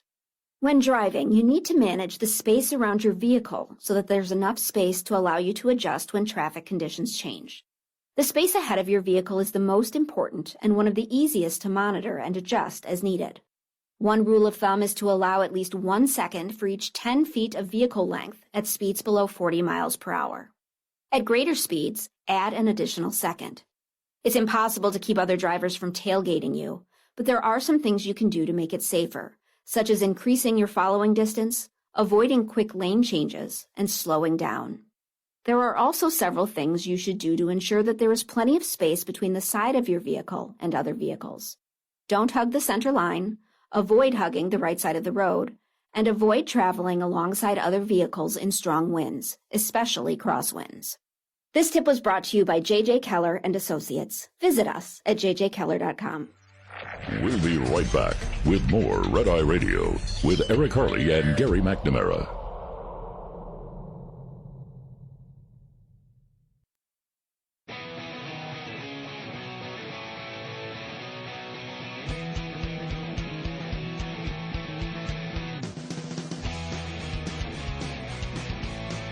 It's Red Eye Radio. He's Eric Harley, and I'm Gary McNamara. Let's go to Norm in Massachusetts. Norm, welcome. You're on Red Eye Radio. Hi. Hi, good morning, gentlemen. Good morning. Yeah, it was very poor timing, I think, on Matt Gaetz' part over here because, living in Massachusetts, I've seen the disgust of people who voted for the Bidens. You know what I mean? The disgust of high prices of oil and gasoline and food prices and the border thing. People are really getting disgusted. This stuff doesn't do any good when you got a Republican siding with the Democrats, and it frustrates me to no end, especially living in this state, always voting conservative and never getting anywhere. It's a sad time, and I think Matt Gaetz should have just stayed in fighting, not pulling what he pulled. It wasn't doing anything. Well, the bill. It's sad. Well, the bill that, and I don't know if the earlier caller knew about it, but the bill, I don't think he did. I don't think he knew that the actual first continuing resolution came from, for 45 days, came from the House Freedom Caucus and would actually have cut. And the House Freedom Caucus made it known that they knew that the Senate would not pass this bill, but they would start negotiating from that particular point. Right. But the fact is, and that's why we brought it up, Trump wouldn't veto budgets to close down the government, to cut spending, because he knew the political consequences of it that he believed would be negative towards him. And this just goes to AJ, who said, Trump is a fighter and would fight for anything. Well, no. He understood politics, and he would only go so far. He's not going to fight where it hurt the party. And he knows the battles he can win and right. when he's not going to win. Right, and so they know, and the same thing here. So it's a judgment call. But the opposition, so much of the opposition to McCarthy is that he was the be-all, end-all of evil, and consorting with the Democrats. And I don't see any evidence of that whatsoever. It's political survival. Can we continue on this? And can we win the Senate and the presidency in 2024? That's the big picture. Now, people may disagree with that and say, no, we need to shut down the government now. But don't use Trump as an example, as he was trying to use, because Trump wouldn't shut down the government because of budget problems. Well, and he never vetoed the budget that was the first budget, especially was criticized that they passed and said, why won't Trump veto it? And we said, because he knows the political consequences of it. The people say they want cuts, but if you cut things that hit them, they don't like it. Thanks, Norm. Yeah. And that's, look, at the end of it all, it is on the party. It's not the one person. Changing Speaker of the House is not going to change anything. Nothing is, because the makeup of the GOP in the House is not going to change. It isn't. You're not sending any messages. Unless you're trying to send the message that if whoever the next speaker is, if you do something wrong, we're going to do the same thing every time. Well, then now you've just proven it's your political play, and it's the only play you've got. Well, I got somebody who wrote me the other day saying, well, Gates is right, because when they put in the 45-day continuing resolution, the final one, the Democrats all cheered. And if the Democrats cheered, then McCarthy has to go. Well, the Democrats cheered like crazy. You don't think they're cheering like crazy with the chaos that Gates did this and they were the ones? Because the Democrats are the reason that McCarthy is no longer Speaker. Yeah. They're joyful for the chaos. Gates voted with them. Right. So, I mean, it's just. What are you going to use as your remedy going forward? Is this the new remedy? It's not, because nothing is going to change until at least January of 25. But what it requires, if you're going to gain a larger margin in the House, is changing hearts and minds. That's what this has all been about from the get-go. That's what the biggest task was. Changing hearts and minds to get an even bigger margin and winning the Senate and the White House in 24. That's the goal.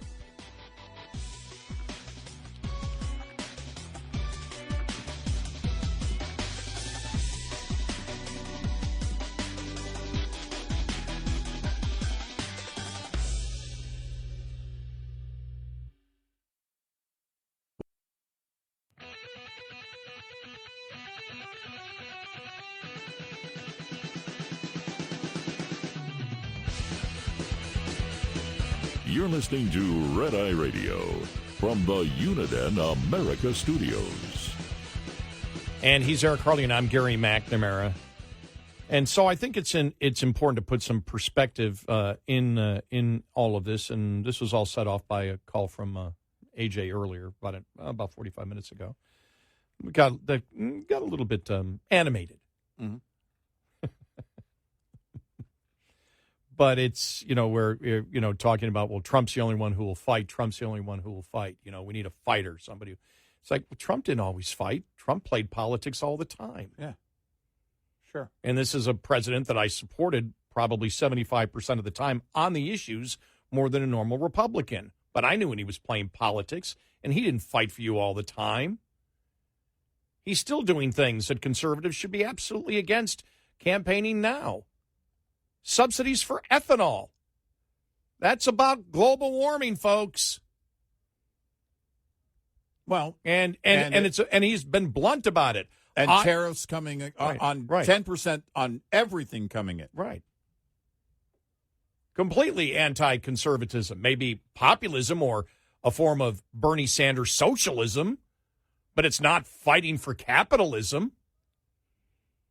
Luckily, when he became president, he brought in Larry Kudlow, Stephen Moore, and others that helped blunt Navarro and others that were much more populist. Mm-hmm.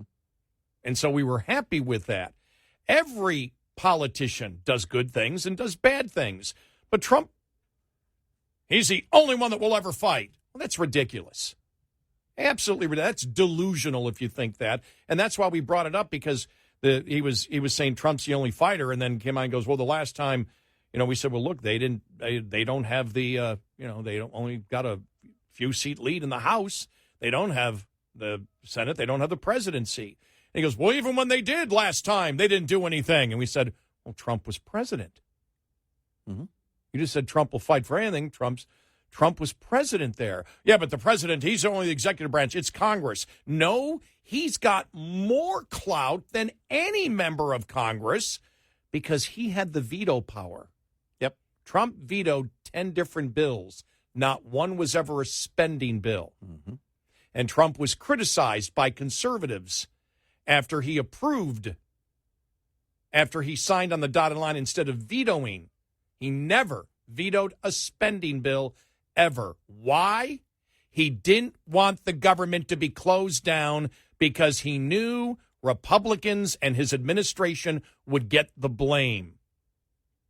It would fall on him if Right. it was about the veto pen. Exactly. Exactly what McCarthy is worried about and Republicans are worried about, because they also are looking at 2024 saying that's the big prize. That's what we have to, that's what we have to get in order to push our agenda. Mm-hmm.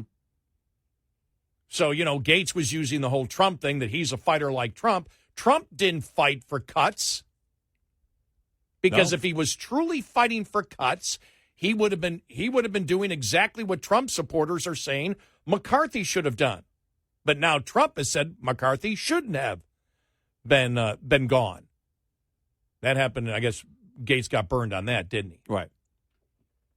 But we're referring more to AJ because there's been this thing that Trump's a fighter and Gates is a fighter. And now they're the only ones that will fight. Well, that's a load of horse manure. And at times understandable. Because I want to cut like crazy, but I understood when Trump was president, if they tried to cut it, it might damage all the other things that he was trying to do. I would love to have 535 conservatives on Capitol Hill and one in the White House. Right. Now tell me what I actually expect when it comes to reality. Yeah. I didn't say Trump should be gone because he didn't veto the spending bill and close down the government. And neither did any Trump supporter. Right. Not one, at least that we knew of, ever did that. So you're holding McCarthy to a standard that you wouldn't hold Trump to, which was, we need to close the government, because that was the ultimate. We need to close the government down now. We need to get a very conservative bill that they'll never pass, and we close the government now. That's what they wanted. Well, tell me who meets every standard. Tell me that person. Show me that unicorn. Who's that going to be? Yeah. Who's it going to be? They don't exist. And the other problem is, and I think Trump recognized it at that time, because remember, when Congress, again, Obamacare was a perfect example. Everybody was against Obamacare. Then finally the Republicans get in. Obamacare stayed, the mandates went. And why is that?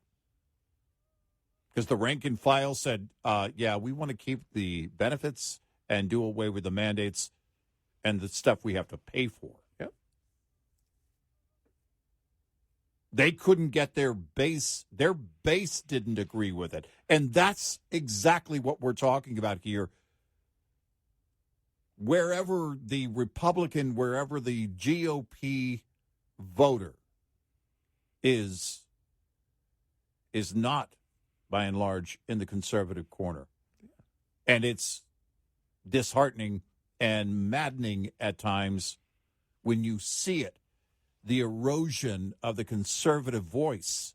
And what I mean by that is the number of conservatives that would scream like they did during TARP 1. Yeah. When they basically shut down the phones. Making the earth move is what we used to do But there are fewer people that are willing to do that. And I'm talking about rank and file. And the problem that you have, likely, is exactly what we're spelling out. The makeup on Capitol Hill represents the makeup in the districts and states. That's where we are as a nation. So how do you change that? There has to be a concerted effort by the GOP, and I mean concerted in this way, every day, to repeat those conservative values in order to change people's minds, to get them to vote a different way. We've been saying this so long.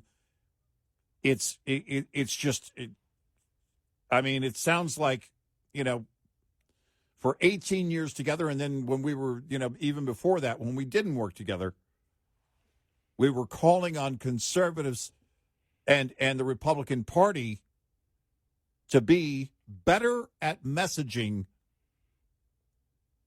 and that still hasn't happened from the party itself.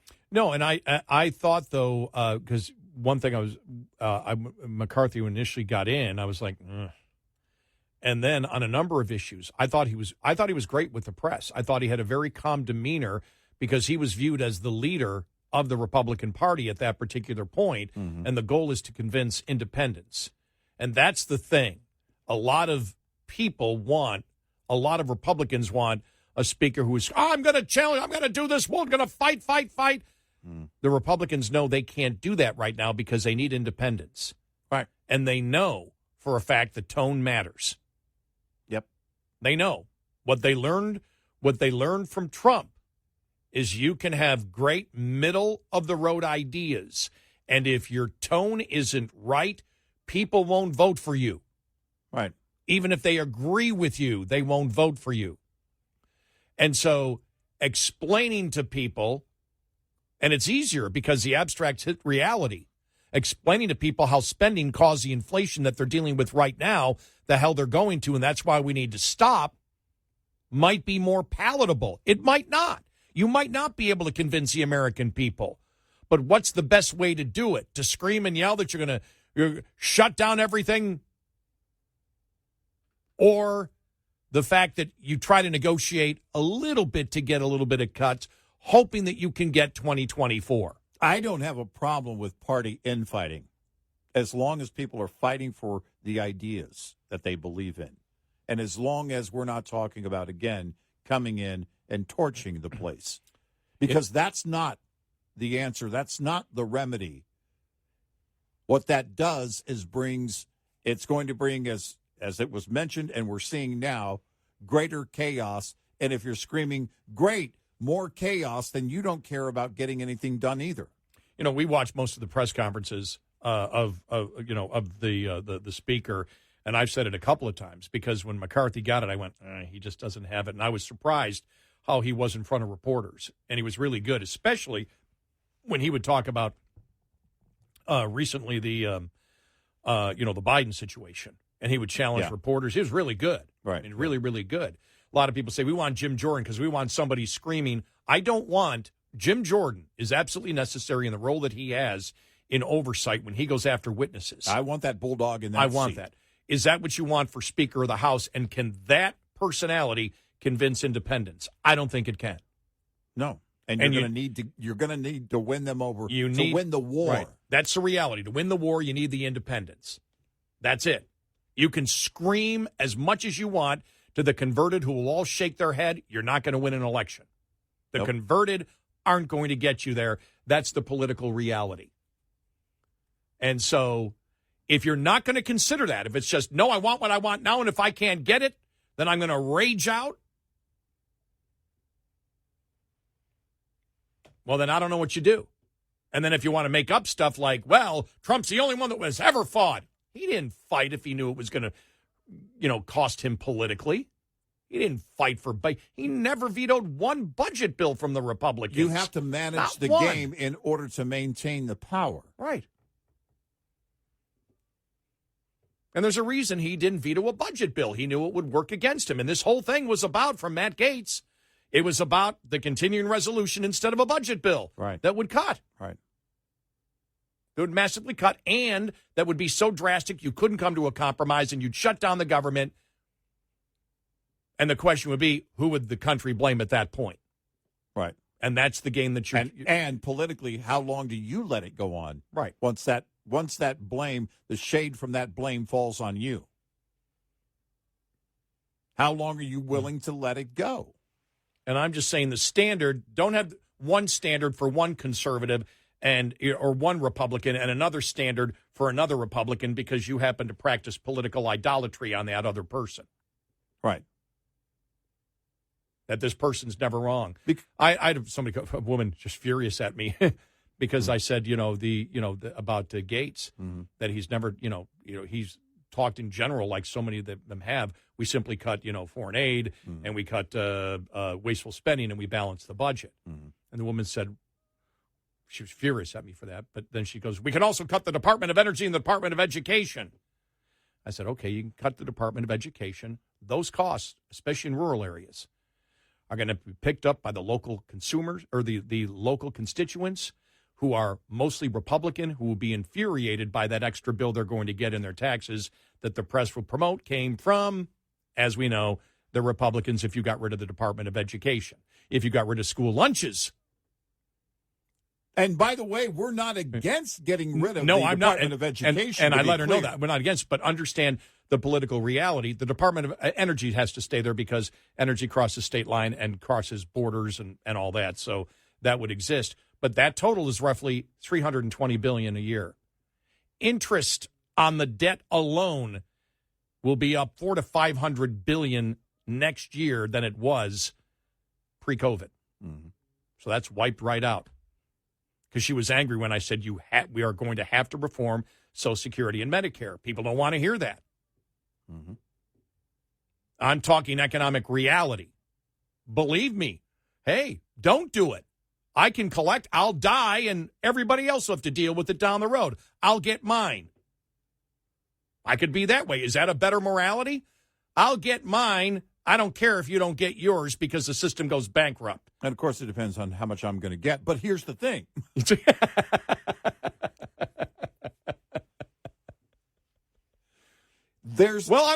I'm waiting till I'm 70 to collect, which means I want more. And so I've waited. I haven't collected. They're going to cut me then? What? I can't handle that.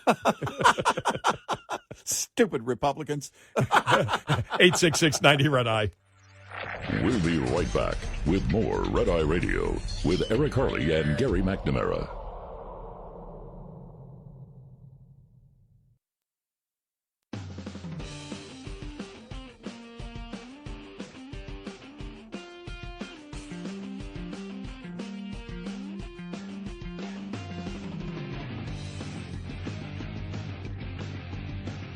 It's Red Eye Radio.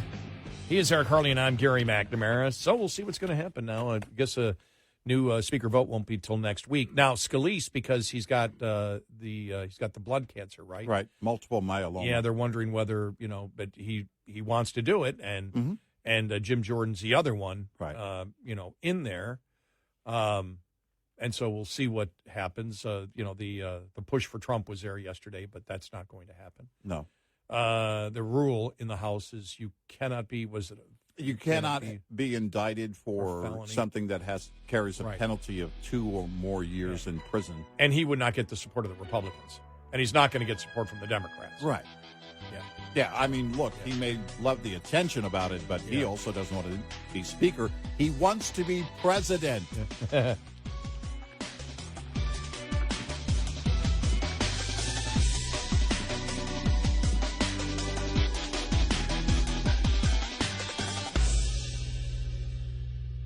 This is Red Eye Radio on Westwood.